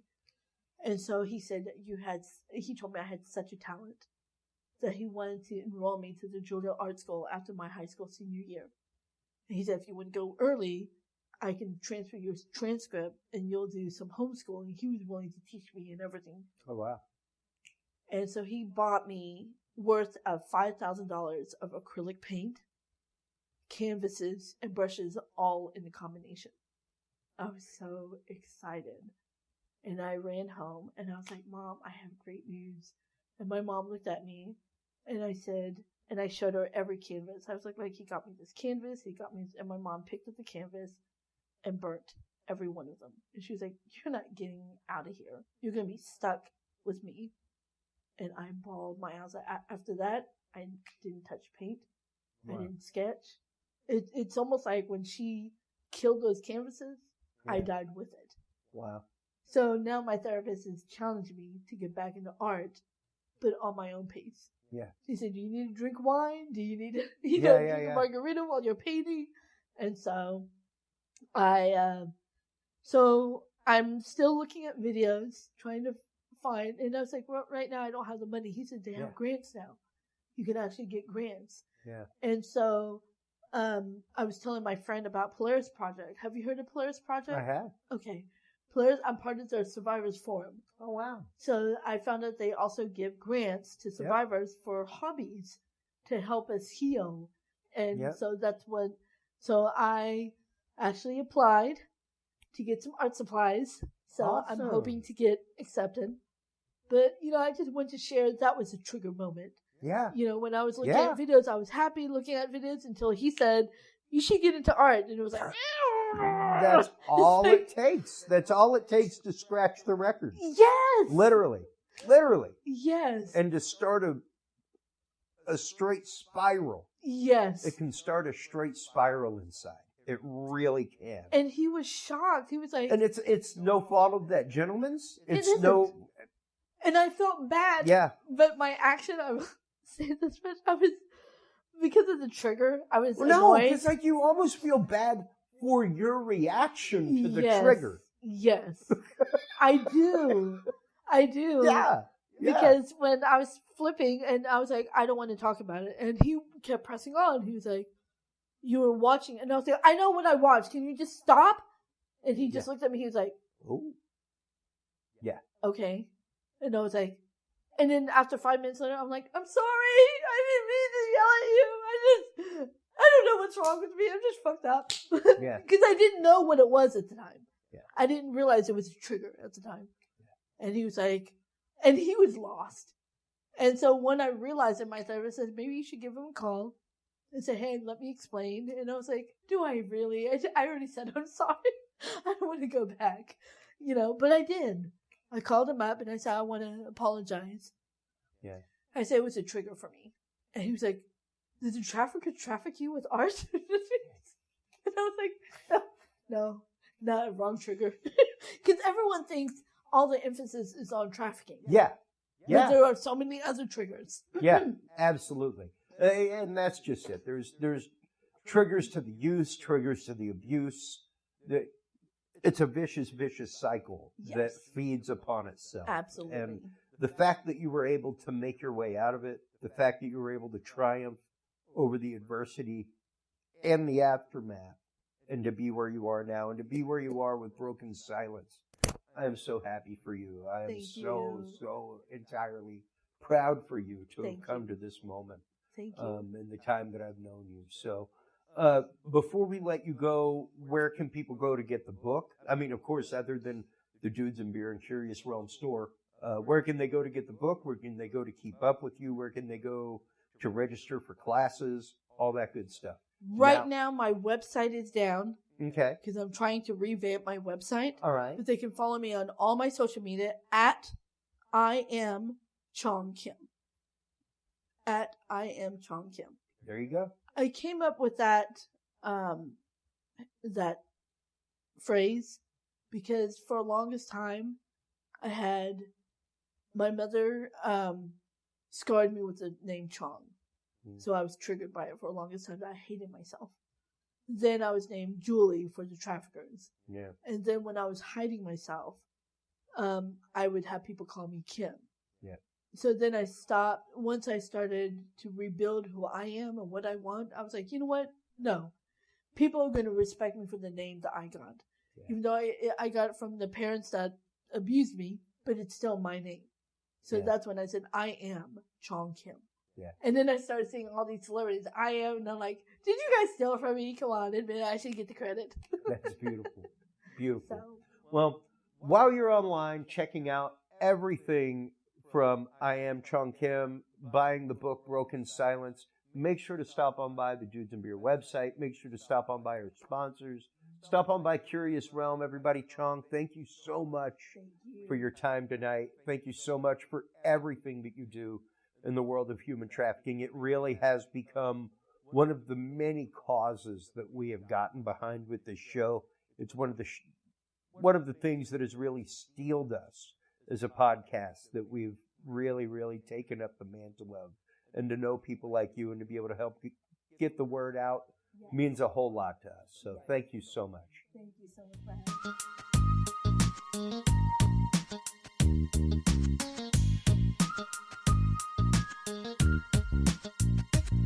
me. Wow, what an amazing interview with Chong Kim. She is such a candidly open person about such a horrific experience in her life.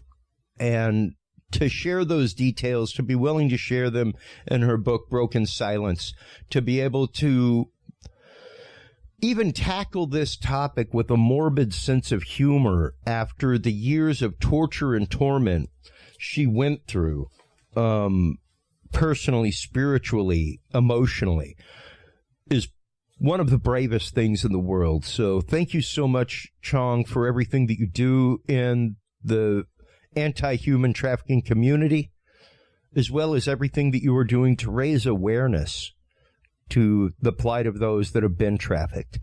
Our next guest, folks, wrote the bombshell book, Incident at Devil's Den, a true story. He is a former state prosecutor, and I bring that up for one reason. Number one, much like Chong, it takes a certain level of honesty to come out in the world with an experience like what Terry Lovelace had, much less the experience that carries on through life, through almost PTSD type symptoms on occasion, nightmares, things that go on even biologically with you when you start finding out years down the line, like 30 years down the line, that there is something inside your body that is not natural. That is the story of Terry Lovelace. And the whole reason that I bring up the fact that he's a former state prosecutor is the risk that he took. And I go into it in the episode, the fact that because you're a lawyer, that brings a whole different aspect to the story that you tell in this book. Because for you to come out in that way risks it all. It risks it all.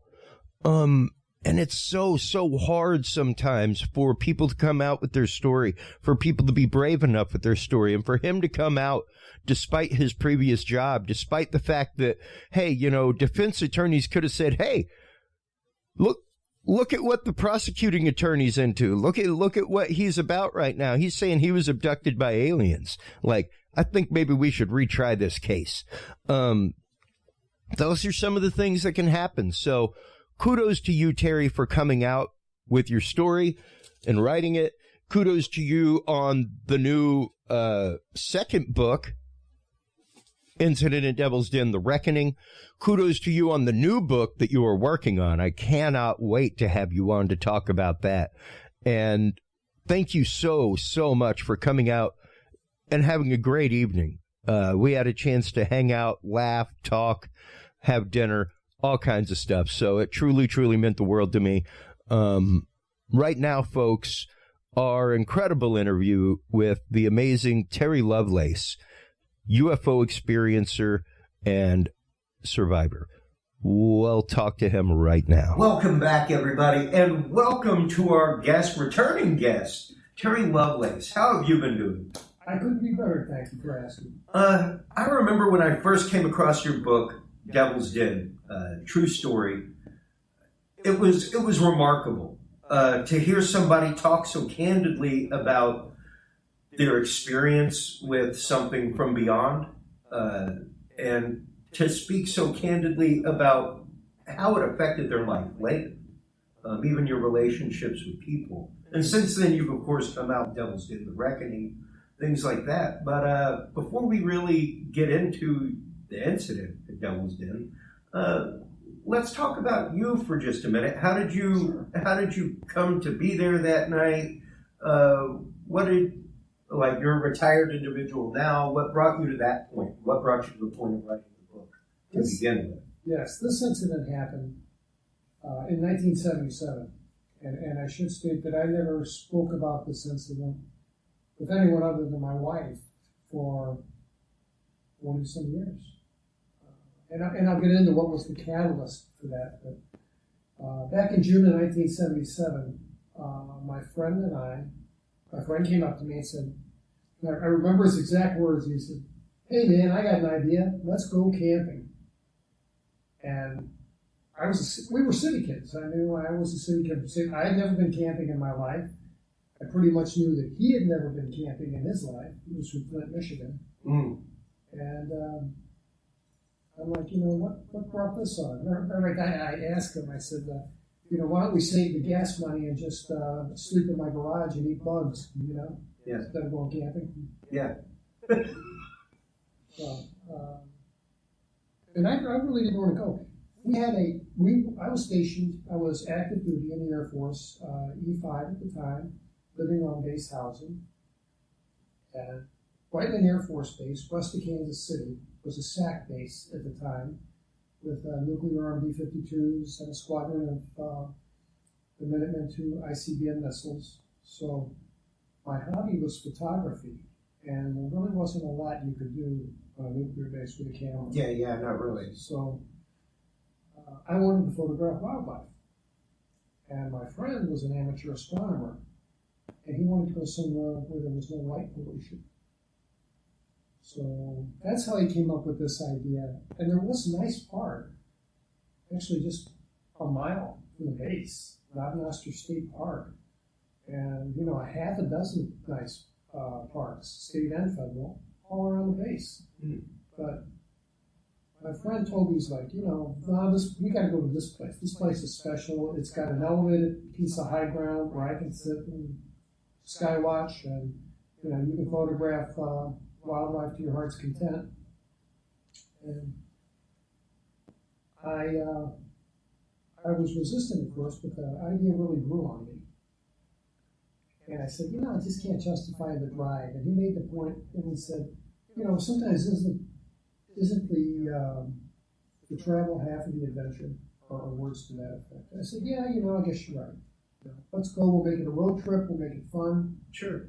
And that's what we did. We backed up a bunch of stuff and went to Devil's Den State Park, which was about a 6.5-hour drive just on the other side of the Arkansas border. Oh, wow. Yeah, long drive. Yeah. And we'd agreed that we would dodge the ranger station, not buy a camping permit, and not stay in a campground. Mm. And I didn't really understand that, but my friend said, look, he said, I'm going to look to Skywatch. And he said, we're going to have lights all around us. We're going to have people to the right of us, people to the left of us. He said, that wouldn't be any fun. He says, let's be real outdoorsmen, right? Yeah. Let's go find a spot of our own. So we did. We drove into the park, and we drove as far as we could drive. And the road turned from pavement to gravel to pretty much dirt. And we entered thick forest. And by happenstance, we stumbled upon this plateau. And it's still there. And the map coordinates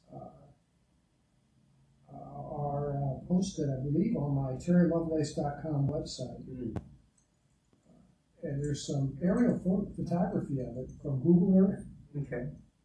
And I never bothered to go back to Google Earth and look for the place where we camped, because I thought, it's got to be covered with 40-year-old mature trees by now. Sure. It's not.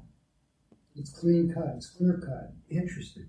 Yeah, it's they keep it cut, and there's still no paved road, just a dirt road that goes up this steep incline. And any difference between when y'all went and now as far as regulation on camping in that spot? Is that a regulated camping area? Like, in other words, are they maintaining it as a plateau for people to come pitch tent and have unobstructed view? Well, I found out in 2017 that where we camp isn't even a part of Devil's Den State Park. Oh, wow. It's federal property. It's owned by the U.S. Government Bureau of Land Management and leased to a private individual, which is just kind of odd. And there's a few, from the aerial photography, you can see there are a few more buildings in the distance around the periphery. But it's still, we trespassed to get into this place. Sure. We drove around the chain. There was a chain across the road. Sternly worded sign, no admittance, keep out, hunting, camping, fishing, whatever. In a very shallow ditch. Actually, what we did was, park rangers are, I guess, like all of us, a little lazy. And what they did was they took the chain and they looped it around itself and padlocked it to make like a noose, and they just draped it over the opposing post on a nail, right? So my buddy says, I was going to turn around, and my friend says, no, I got this. He hops out, he picks up the chain and drops it, and we cruised right on in. Wow. And the plateau is, I'm not sure how high it is, but I'll say this, the top of the plateau is level with the treetops of the surrounding forest. So I'll give you an idea how high it is. Wow. In my book, I described it as being horseshoe-shaped because we walked around the perimeter. And from aerial photography, it's pretty much a triangle. Wow. Interesting. Yeah. And were you able to, you said that there were some buildings off in the distance in the periphery of the area. Were you able to identify like what they were, like a farmhouse? Or, they didn't look like residential homes. Okay. They looked like maybe we're a park, would park its vehicles. Or something. Oh, sure, yeah. So I'm sure that's where they keep the tractor. Like exterior buildings, something like that. Yeah. So, okay. Interesting. That was it. So, and I think even more interesting, like you said, is the fact that it was BLM property leased to an individual. Yes. That's pretty wild. Which, of course, I mean, you would be able to look up and know how to look up, being that you were a lawyer in your previous life. Yeah, but you know what? Having it leased to a private individual takes it out of the realm of a FOIA request. Yeah. Oh, absolutely. So I can't file a Freedom of Information Act request and say, what are you doing with this property? Mm-hmm. Why do you clear cut the top of this? Why have you burned gas over 50 years to cut the grass on top of a plateau in the middle of nowhere? Oh, wow. I'd love to ask them that. So they burn the top as well to keep grass from growing. They don't burn it, but they keep it cut 6-8 inches tall. Mm. I posted pictures of it on my Facebook page, which is ill-maintained, but I had a friend down in Alabama who owns a landscaping business, and he blew up the image, and he says that that's cut, quote, with a brush hog, which I never heard. Said again, I don't know what a brush hog is. Yeah. Conjures up a weird mental image, but... Yeah, it's like a big standing mower. Huge. It's a huge mower deck that you haul behind it like a farm tractor. Yeah. Because he said he could see farm tractor tread marks in the grass and signature cuts of a brush hog. Wow. So somebody is paid to go up there and cut that. And maintain it in an industrial way. It's not like somebody's doing it with a riding lawnmower or something along those lines. Yeah. That's pretty wild. Now, since then, where did that? Let's start getting into the incident itself real quick. I don't want to dwell too much on it because you, of course, go into it in great detail in your book. But I think it's important for people to understand what happened so that they can understand the aftermath. Yeah, I'd love to share that. I would. we once we were in the once we were past that chained off portion of the road, and we knew that we were into what we thought was a nature preserve, we were euphoric. I mean, we were like, woohoo! I mean, we felt like Lewis and Clark, high fives, and we stumbled upon. I mean, just by happenstance, we stumbled upon, because the road there were many turns it could have gone, and my friend. I would ask him, he was always the navigator. We drove an ambulance, is what we did. We were EMTs, we worked at a hospital, and drove an ambulance. I always drove, and he was always the navigator, because this kid had an unerring sense of direction. Now, we're going to a place he's never been to before. But he called about a half a dozen right or left turns, and boom, he took us right there. In retrospect, over the years, I've always wondered, how did he know that? I mean, that defies laws of chance and probability. Sure. That's interesting. So, that's where you ended up landing out of all places. Yeah. Right at the base, and we drove up and crested the hill, and this big open meadow opened up in front of us with late blooming wildflowers and grass about so tall. And it was just gorgeous. It was just a beautiful place. And I wanted to camp directly in the middle of this meadow. And my friend said, no, we got to camp on the side by the tree line. And I didn't really understand his objection. And usually when Toby and I would argue, he would cave. But he didn't cave. He was like, no, man, we have got to go over here. I'm like, all right, whatever, And in retrospect, had we set up camp where I wanted to, the thing that we saw would have been directly over our heads. And as it was, because we had parked and set up camp by the tree line, we were offset. Yeah. And I'll get into that later and say why that's important. Well, what was the experience like for you as far as, I guess, literally the experience? I know sometimes, like myself, with my experiences with the paranormal, sometimes it can be really hard to, I guess, coalesce between what I was feeling and what was happening. And find a differentiation between the two. Yeah. Which can make it really hard to explain sometimes to other people, especially the fact that especially no worries.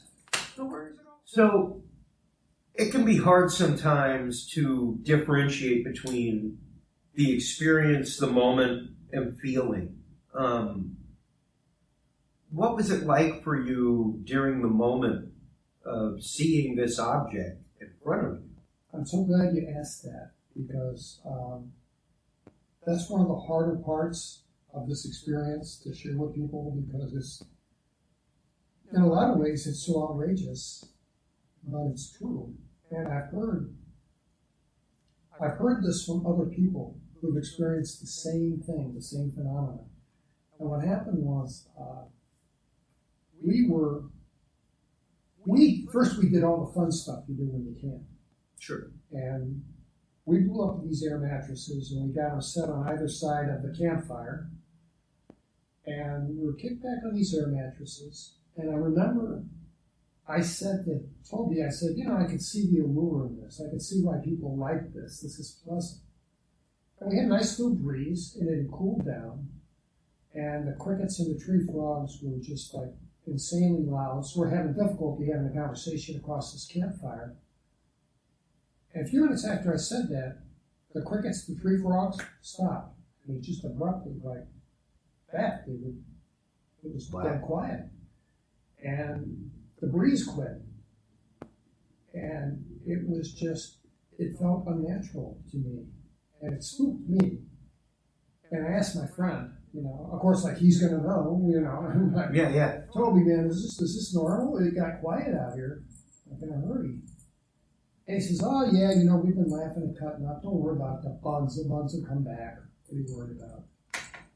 And a few minutes passed.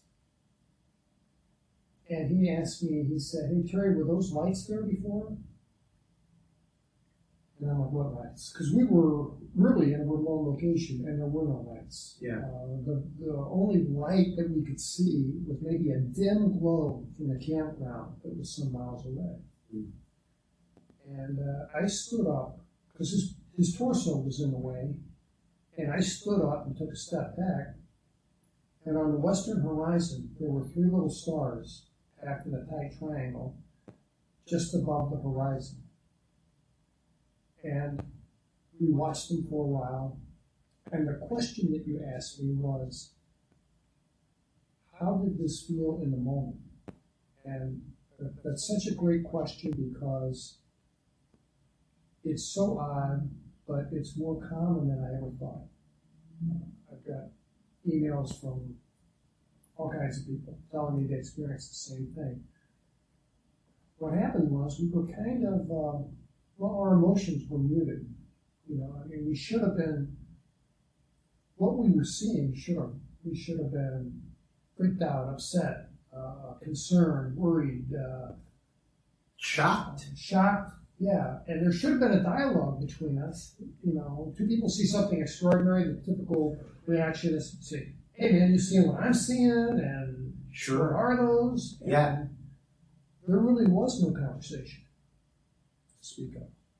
And these 3 lights, what they did was they rotated like they were on an axis, and they turned about 120 degrees to where the base of this perfect triangle was aligned with the horizon.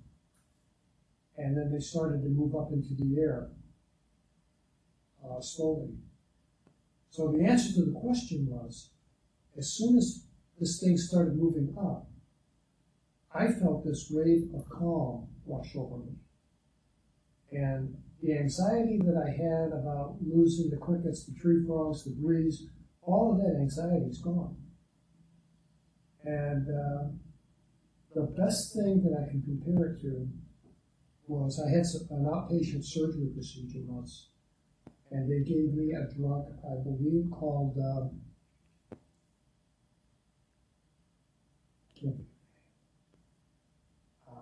but it had a hypnotic quality to it. Mm. And it put me, Versed is the drug that they gave to me. And I was awake, I was conscious, but I was just in a different place, totally relaxed. You want to cut my arm off, go right ahead, you know, that kind of thing. And that's kind of where I was. And I think my friend was in the same place. As I said, because our emotions were muted, we didn't have this discussion, we just watched this thing, and it was just 3 points of light that we saw move up into the sky.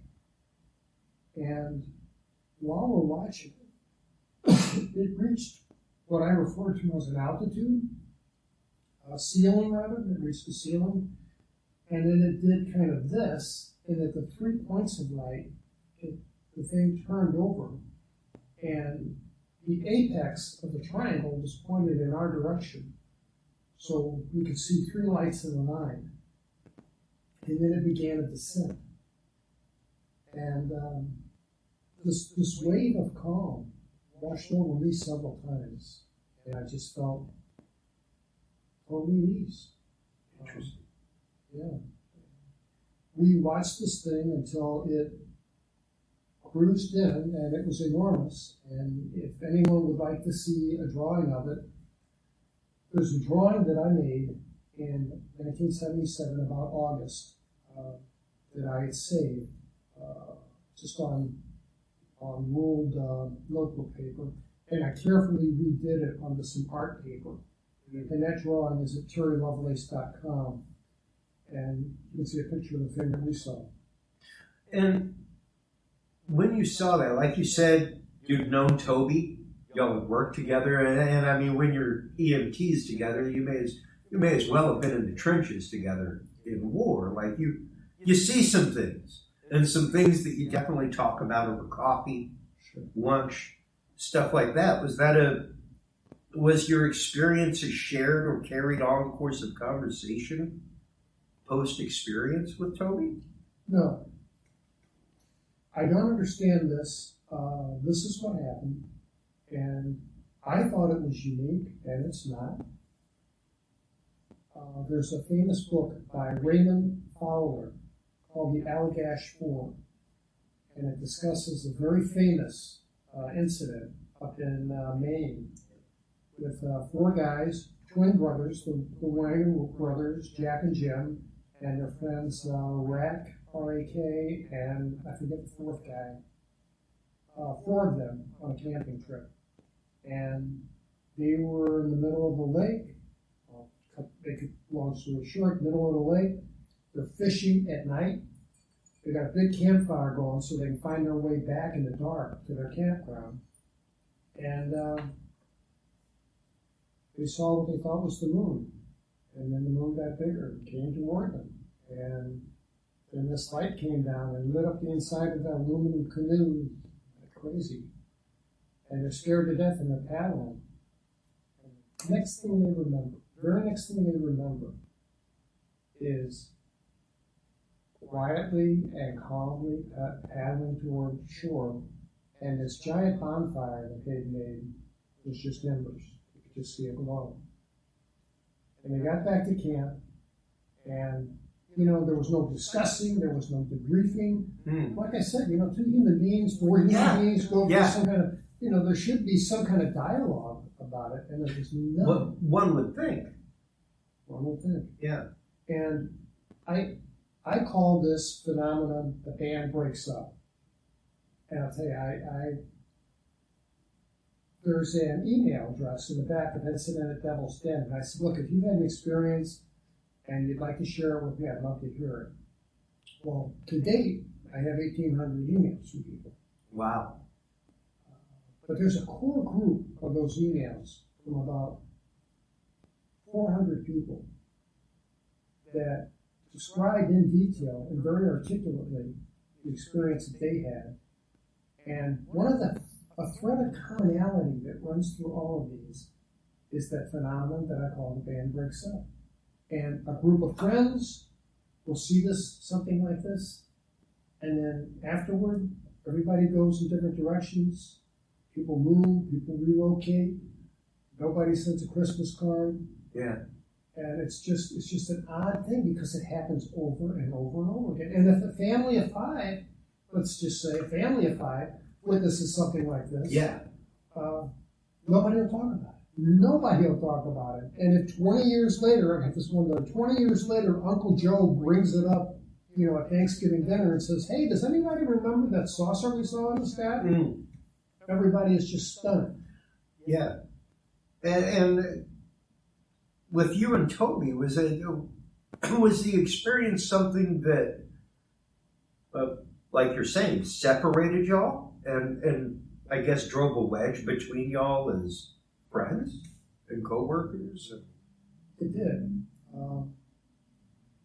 And it really didn't matter so much because the Air Force separated us and they sent him to Japan at light speed. And, Robert Hastings,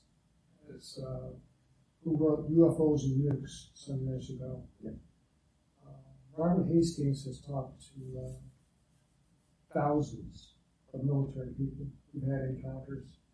And he told me that that's common. They separate the two of you, or three of you, or four of you, and send you in different directions. And Sure. But on the way back to base, when this experience concluded, we were scared to get out of the tent. But we darted from the tent, got to the car. We left all our stuff there. I took my wallet and my keys. My friend left his backpack, his nice Coleman cooler. We left everything. We didn't care. We just wanted to get out of there, with our lives. And on the way home, we made a pact. We made an agreement that we would not tell anyone that we saw, a UFO the size of Walmart. Because we were very afraid that we'd end up on a psych ward. And that was a legit possibility. Sure. And, Toby and I both, the military wasn't a career for us. It was a ticket to a college education, period. And we didn't want that. I had a little over a year and a half left on my enlistment, and Toby had, less than a year. So we wanted to finish out get our honorable discharge, get our GI Bill, and get out of there. So we didn't want to endanger that. So, and we never admitted that. But in answer to your question, on the way back, I sensed something different between us. Our wives, we were both newly married. Toby's 23, I'm 22. And our wives are best of friends. Toby had a couple of little kids that were like our kids. Wow. And on our days off, we'd barbecue, we'd play volleyball, we'd do something. Yeah. And those days were over. And I felt, and I couldn't reconcile that feeling, but I felt on the way back, I wanted nothing to do with this guy. I don't know where that came from, and if I'm your friend, I'm a good friend.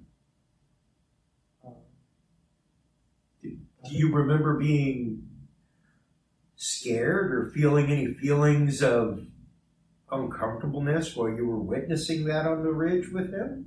Or no, because we were under that sedated feeling. We both felt that sense of calm wash over us.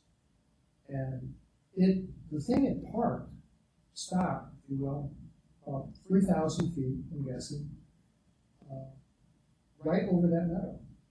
And because we had set up camp kind of off to the side, we could see the side of this thing.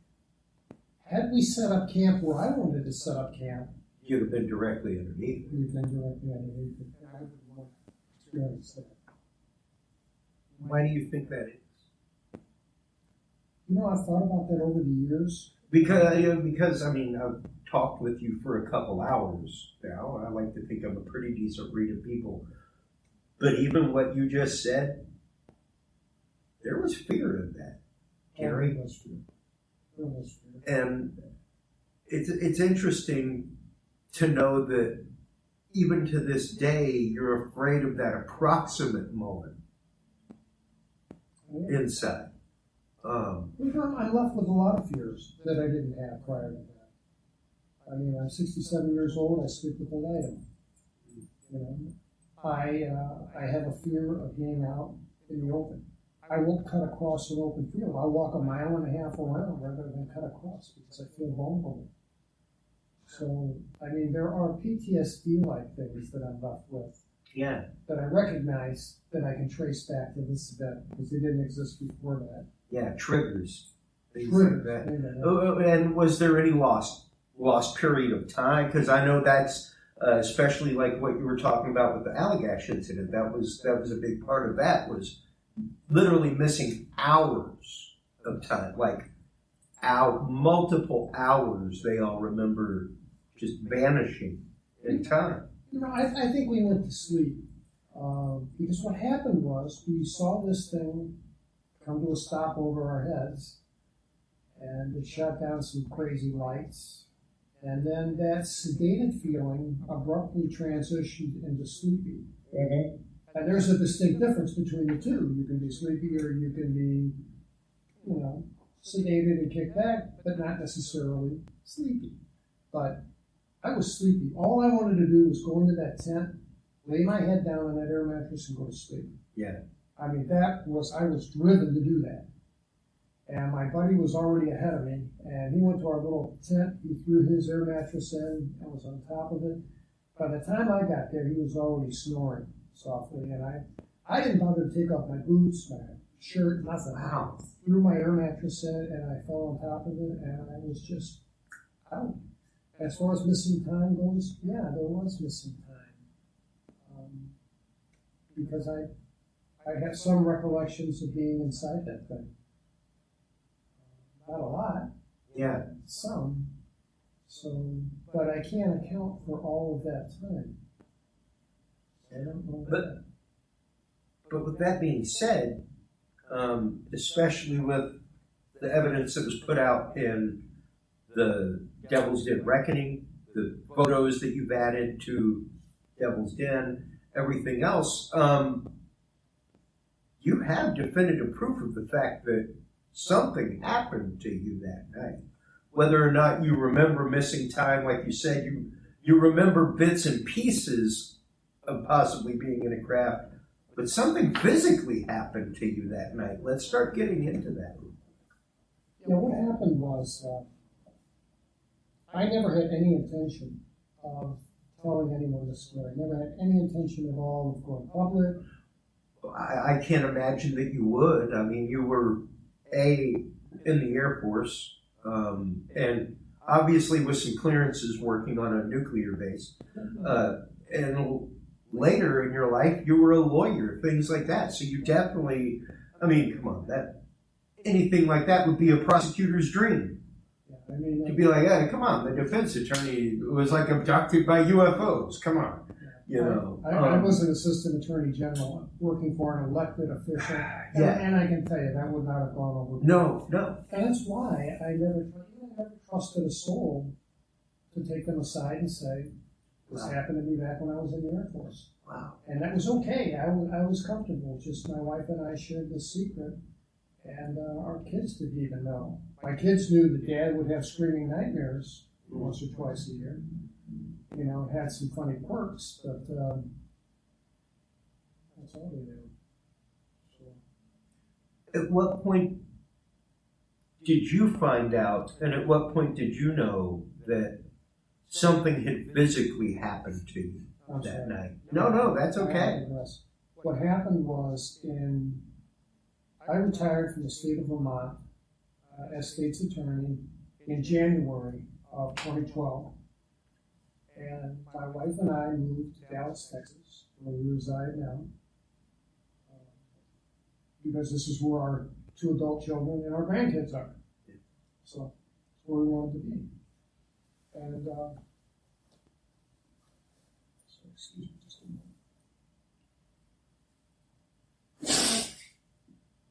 moment. Allergies. I can appreciate it.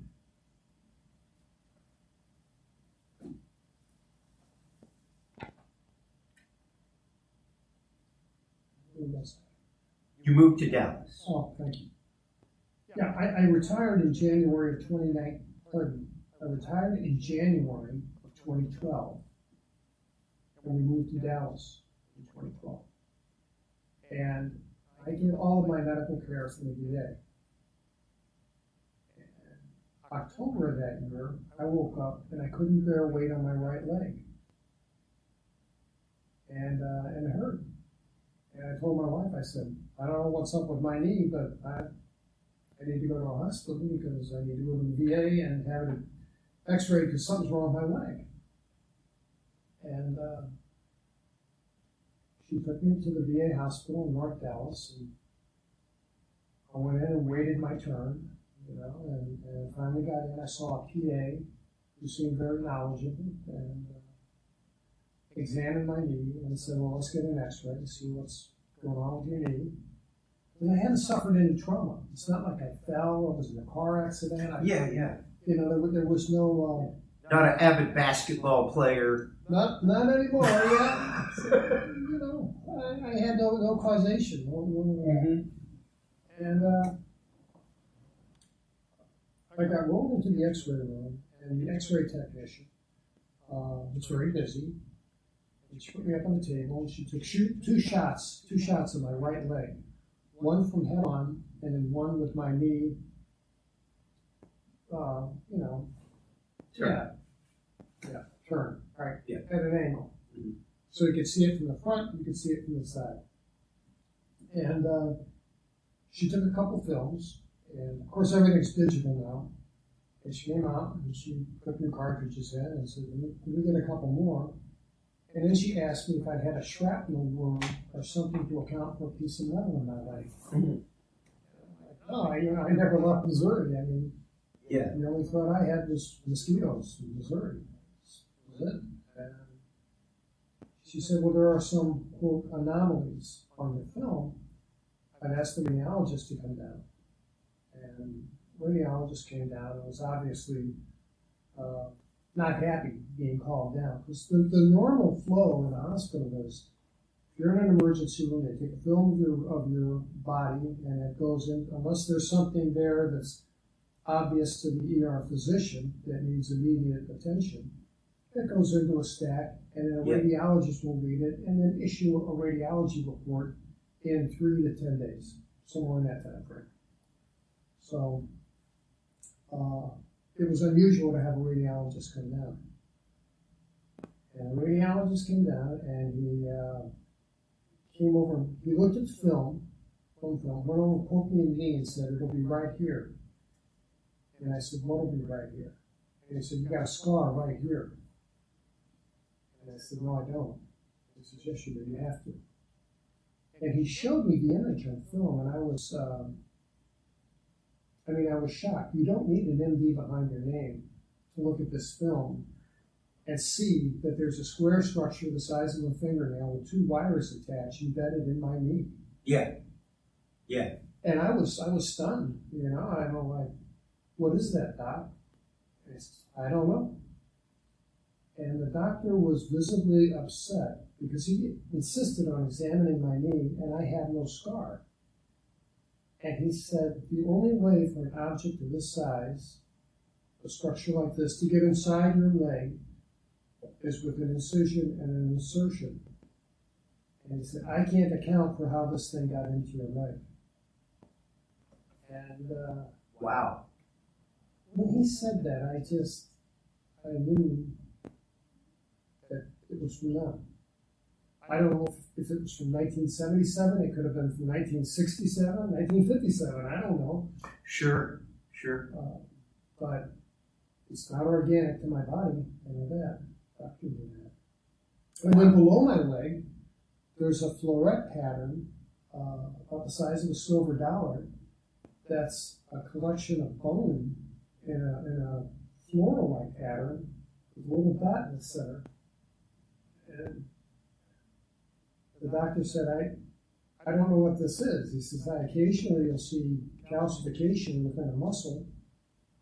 Sure. But he said, I've never seen multiple items of calcification, much less arrange themselves in a symmetrical pattern. He said, I just have nothing to account for this. He said, I can tell from the x-ray that this is what appears to be bone tissue. It's not foreign matter, it's bone.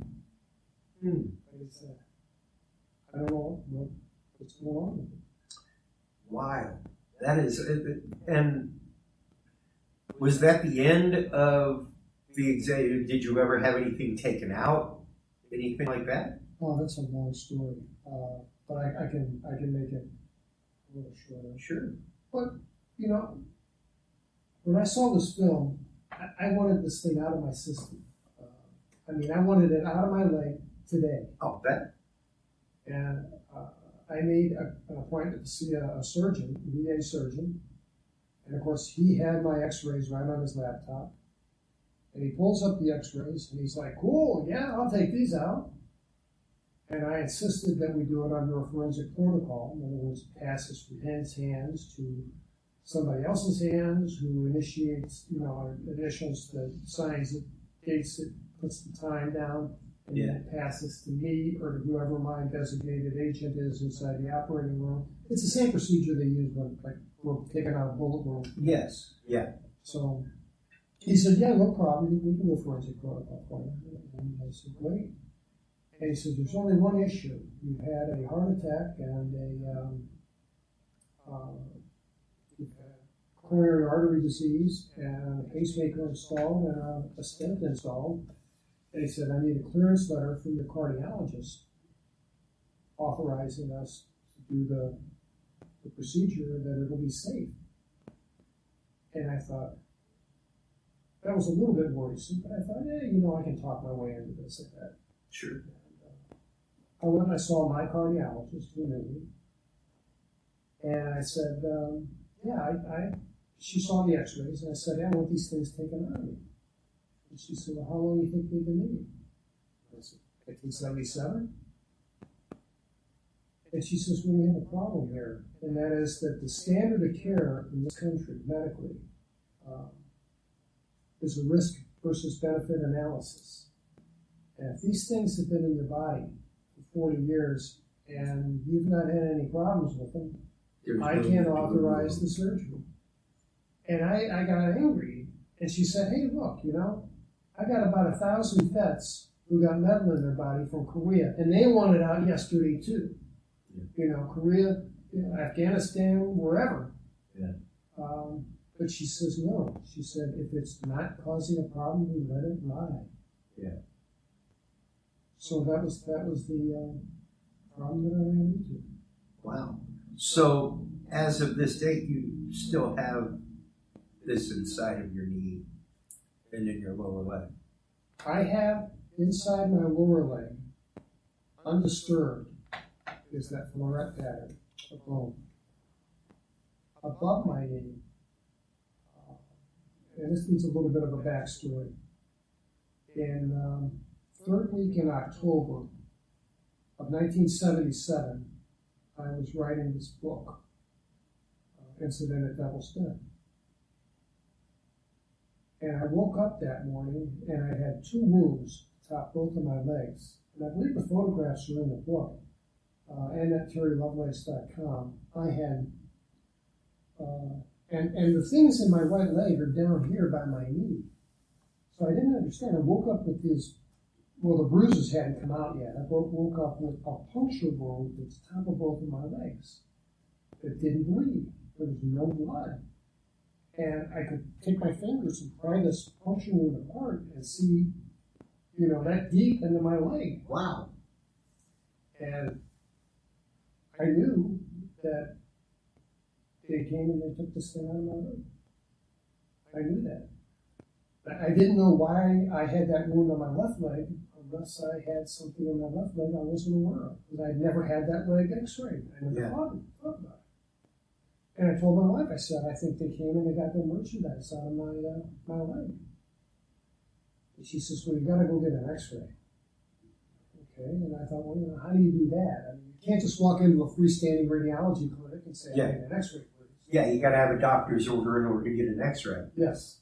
So what I did was I printed off on my copier copies of my x-ray to show these items, above and below my knee, and I took them with me, and I thought, I'll try a chiropractor's office. Because I know these guys take a lot of x-rays. I know they look at 100 x-rays a week. Sure. So I went to a chiropractor's office near Dallas, and I didn't have an appointment. They were very busy, and she said, he'll agree to see you. Where's your pain? I said, right up here. And she said, okay. Unusual questions. Been in a car accident? No, nothing like that. And I waited about 45 minutes, and I got to see the doctor. And I decided to be, I'm going to be absolutely honest with the guy. And I pulled down my pants, and I got these puncture wounds that I woke up with. And he looked at me and said, those are how did you get those? And I said, I don't know. I went to bed last night, I didn't have them. I woke up this morning, I had them. Wow. And I said, Doc, I want to be absolutely honest with you. I had some anomalies on x-ray in my right leg that I think are implants from aliens that I may have received in 1977 when I was abducted. And I think they came and they took these things out of my leg last night. And that's the genesis of the puncture wound. And he's like, oh, okay then. I don't think we're going to be able to help you today, And I sounds like the problem's solved then. Yeah, and he thinks I'm crazy, and I don't blame him, So I put on my pants, and he has me by the elbow. He's escorting me to the front door, but I knew these guys look at 100 X-rays a week, And I took those 2 pieces of paper and I stuffed them in front of his face. And he stopped about 3 feet from the door. And he took a piece of paper from me and said, "Follow me." He went into his office, he shut the door, he locked it. And people were knocking on his door and his phone's ringing. And he puts the papers down on the desk and he says, "Tell me about these, the capsule version." So it's pretty much what I said, Doc. I said, "I need an x-ray to find out that they did or didn't remove this thing from my leg." And he said, "Well, I don't have radiology equipment here. I always send people to the clinic down the road." And this blew me away. He said, "I'll give you a script for an x-ray." And he said, "I'll pay for your x-ray. But you bring it back to me, and you promise when you write your book not to use my name or the name of my clinic." And I've honored that promise. I appreciate it very much. My guess is this guy has seen this before because he wasn't shocked. Yeah. That's pretty remarkable.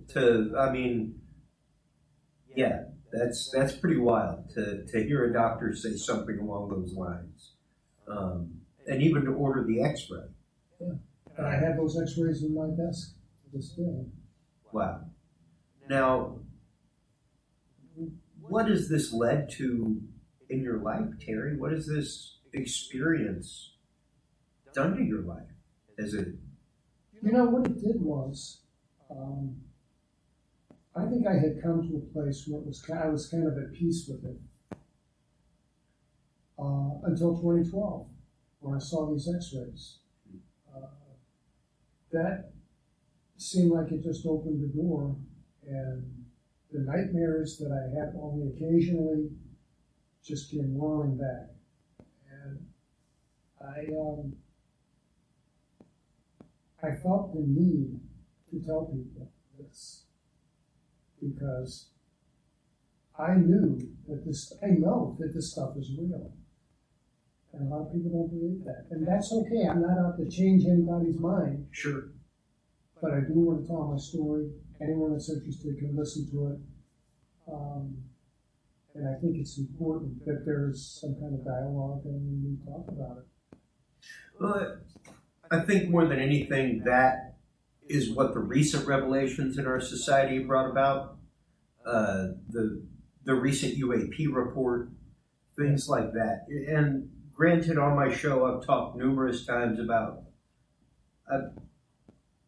my whole, Terry, is the fact that, yes, absolutely, life exists. I do not doubt the fact. I am a believer of believers, but because I'm a believer of believers, that means that the evidence must be greater for me.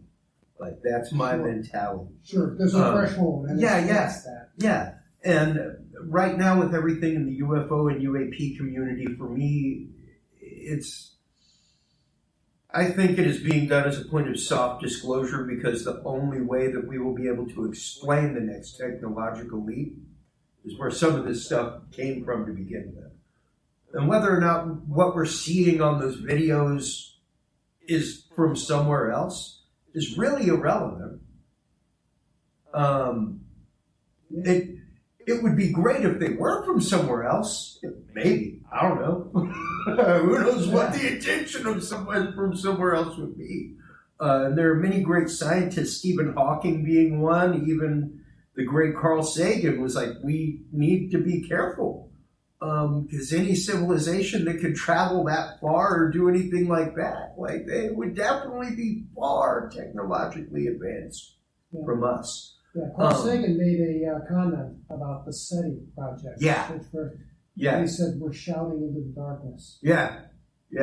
And, and even, I Love Lucy, things like that. There's literally been a constant beam of data since the day we started broadcast. It has not stopped. That might be.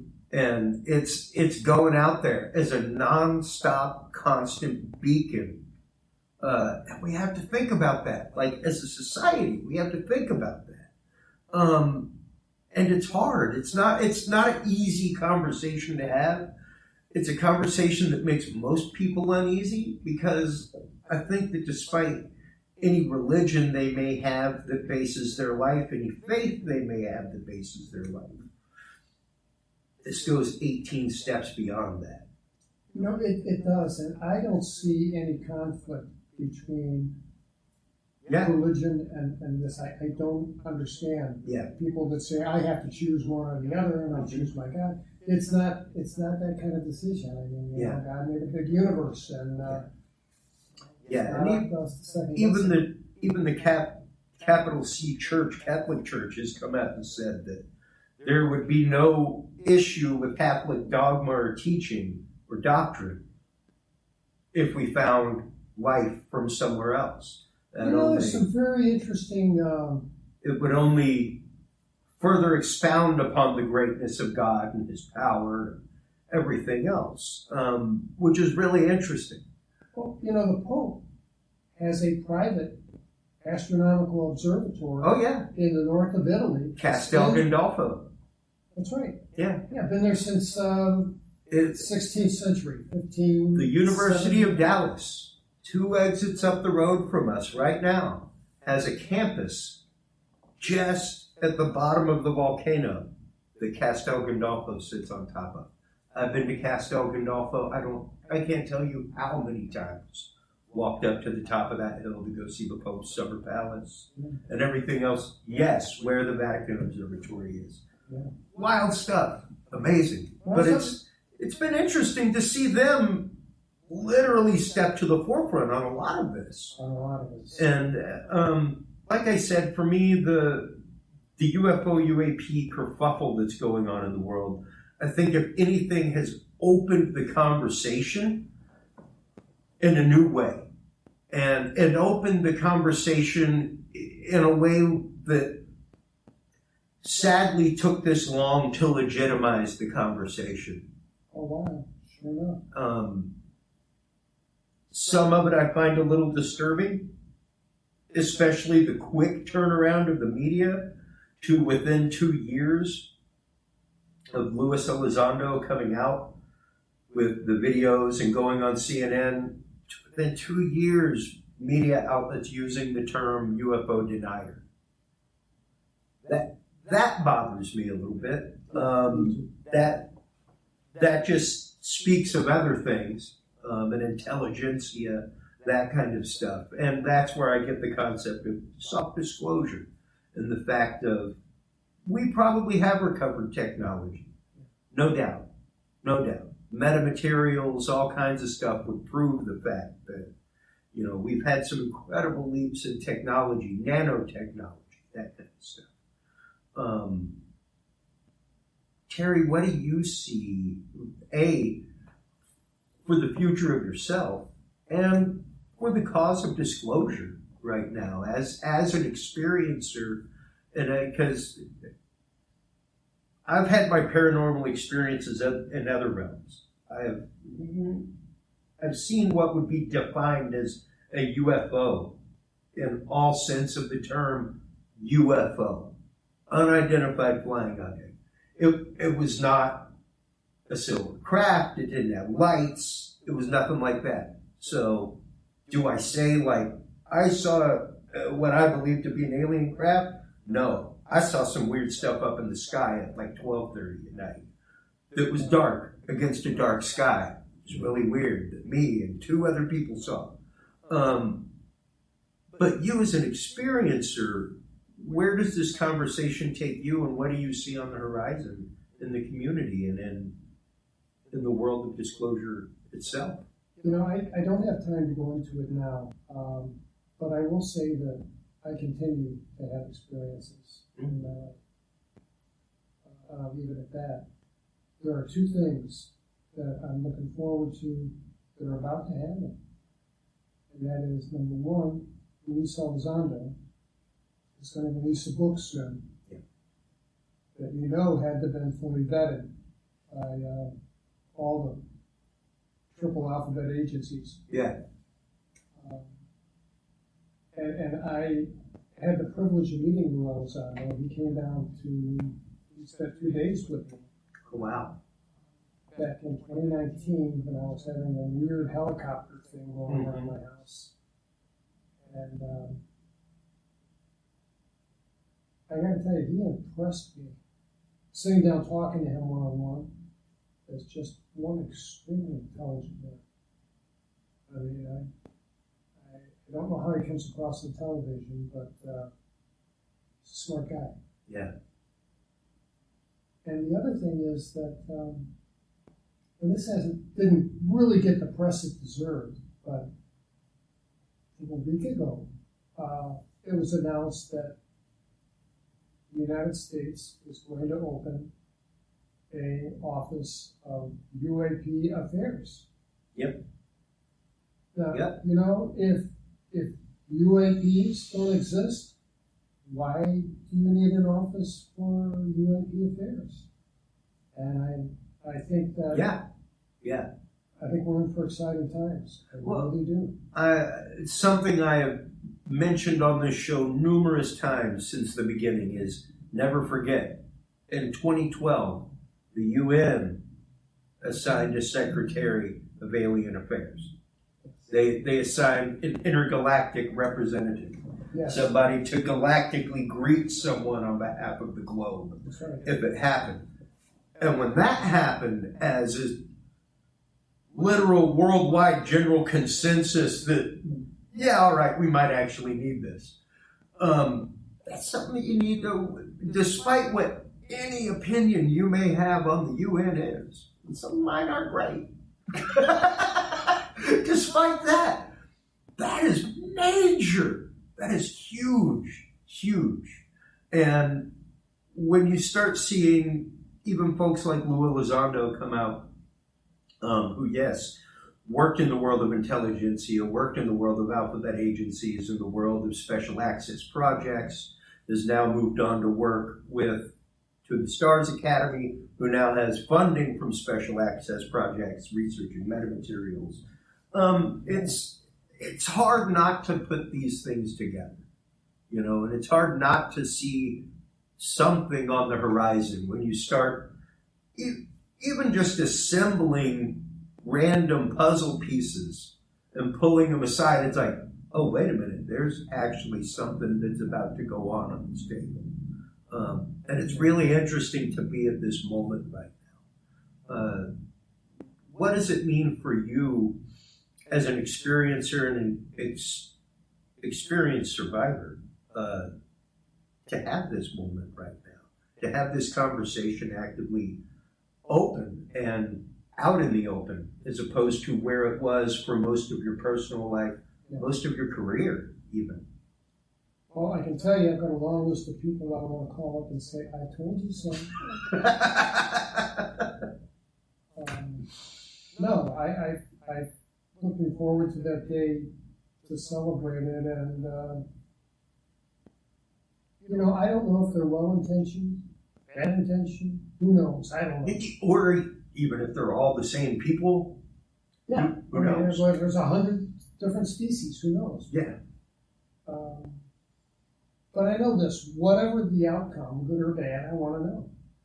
And I feel privileged to have lived this long to see this much. I really want to see more questions answered. Yeah. You know, I think the average person is so mired down with making a living, paying the bills, you know, doing that. This is the farthest thing from their mind. And, you know, this is the biggest story of the century. Yeah. Right now, we're seeing it happen. Yeah, absolutely, Terry. And that's something that I bring up in our community all the time whenever I post articles about crop circles, what have you. And somebody will inevitably mention, like, those are all hoaxes. Wow. About 85% are hoaxes. There's about 15% margin there that, like, actively have anomalies that even the scientists are like, this is weird. There's an electrostatic anomaly, there's a magnetic anomaly, there's genetic anomalies in the crops afterward that weren't there before, all kinds of wild things. And the one thing I keep telling them is, please don't forget that there was the reaping demon back in the 1500s. Like accounts of these things have gone back to the 1500s. And if you think that somebody in the 1500s had the time in the day, aside from, eating, living, surviving, not getting the Black Plague today, if you think any of those things on the list left time in the day for them to hoax a crop circle and then go tell somebody, guess what popped up in my demon enchanted field over there? You know what I mean? Yeah. Like almost the exact same thing as you. Like the same repercussions you may have suffered as a state attorney general, having your experience and coming forward with it, that farmer and his family could have very well experienced by just saying, I had this weird thing pop up in my field. Like, you could be driven out of town as a witch, you could be accused of sorcery, all kinds of things. All kinds of bad stuff. Yeah. Bad things were all the time back then. So it's like, to think that somebody back then was hoaxing it. Like, they got far better things to do, man. So, yeah, it's interesting to see these topics, to see these things finally coming to light, finally coming out, and finally getting the attention for research that they deserve. Because once again, like we talk about on this show so frequently, the religion of science, I think, keeps so much of this back. And because there is a 10 to 15% anomaly, people are willing to let that go.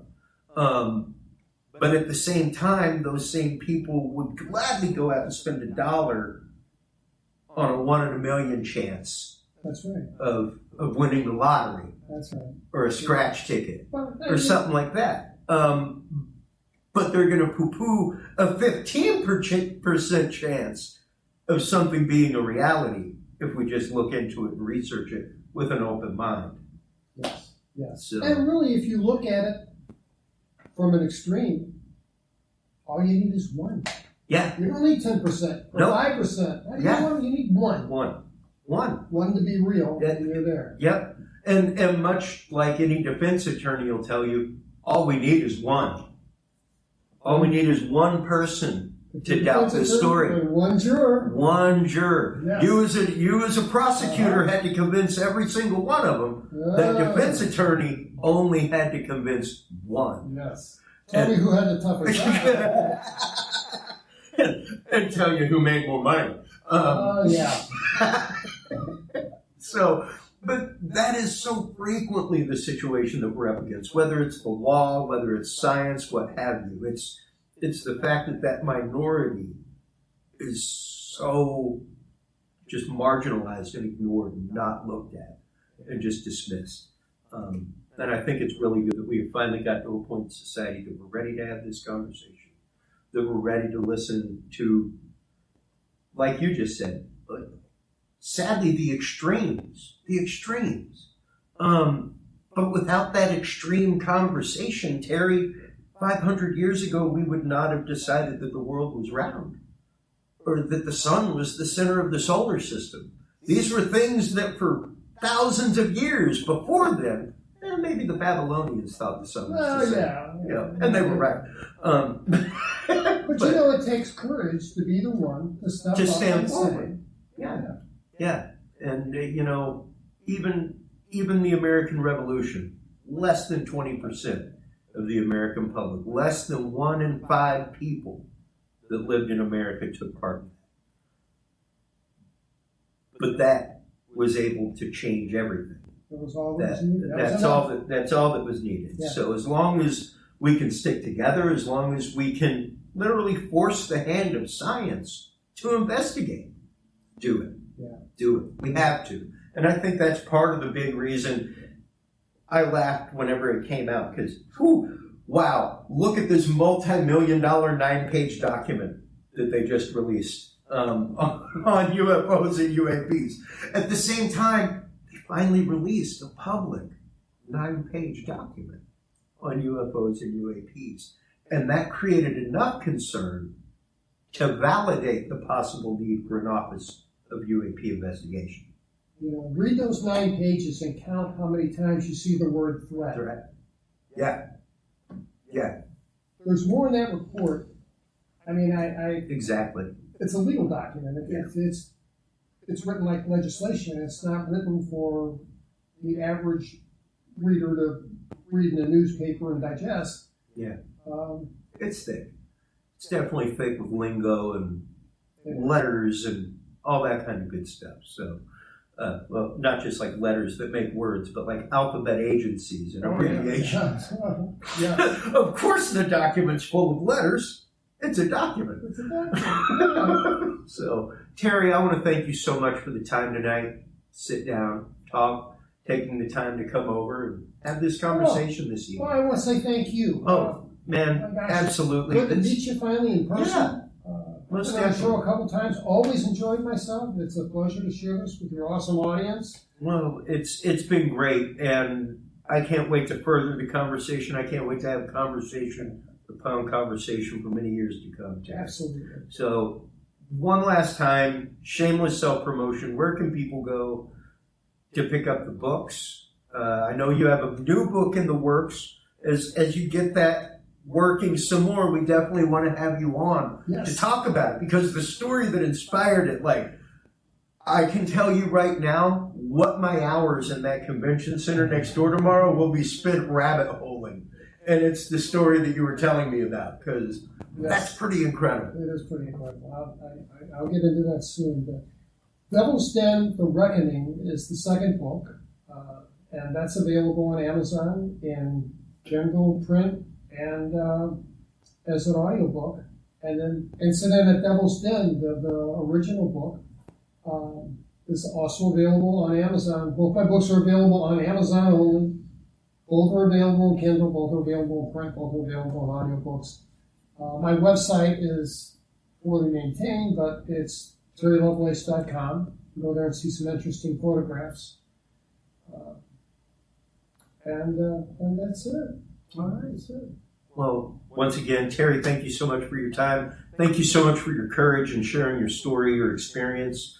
It is echoed by so many hundreds of other people out there. So thank you so much for being one of those brave few that steps forward with it. While you're online checking out everything from our good guest, Terry Lovelace, make sure to stop on by the Dudes and Beer podcast, dudesandbeer.com. That is where you can find all the episodes. Make sure to go and Google Curious Realm. That's our call to action. This is officially episode 341. So that makes it 9 episodes away before we change. It just blows my mind that we are that close. So until next time, everybody, take care of yourselves, take care of each other, and if you can't be good at it. We'll talk to you soon. Bye-bye. Thanks for listening to this episode of the Dudes and Beer podcast. To listen to our audio streams or chat with us live, download the official Dudes and Beer app for Android and iDevices, available on Google Play and iTunes markets. For more episodes, content, and information, visit us online at dudesandbeer.com. You can also find our episodes on Breach.tv, iHeartRadio, Spreaker, SoundCloud, iTunes, YouTube, Stitcher, or your favorite podcast service. Dudes and Beer is a proud member of the HC Universal Network family of podcasts.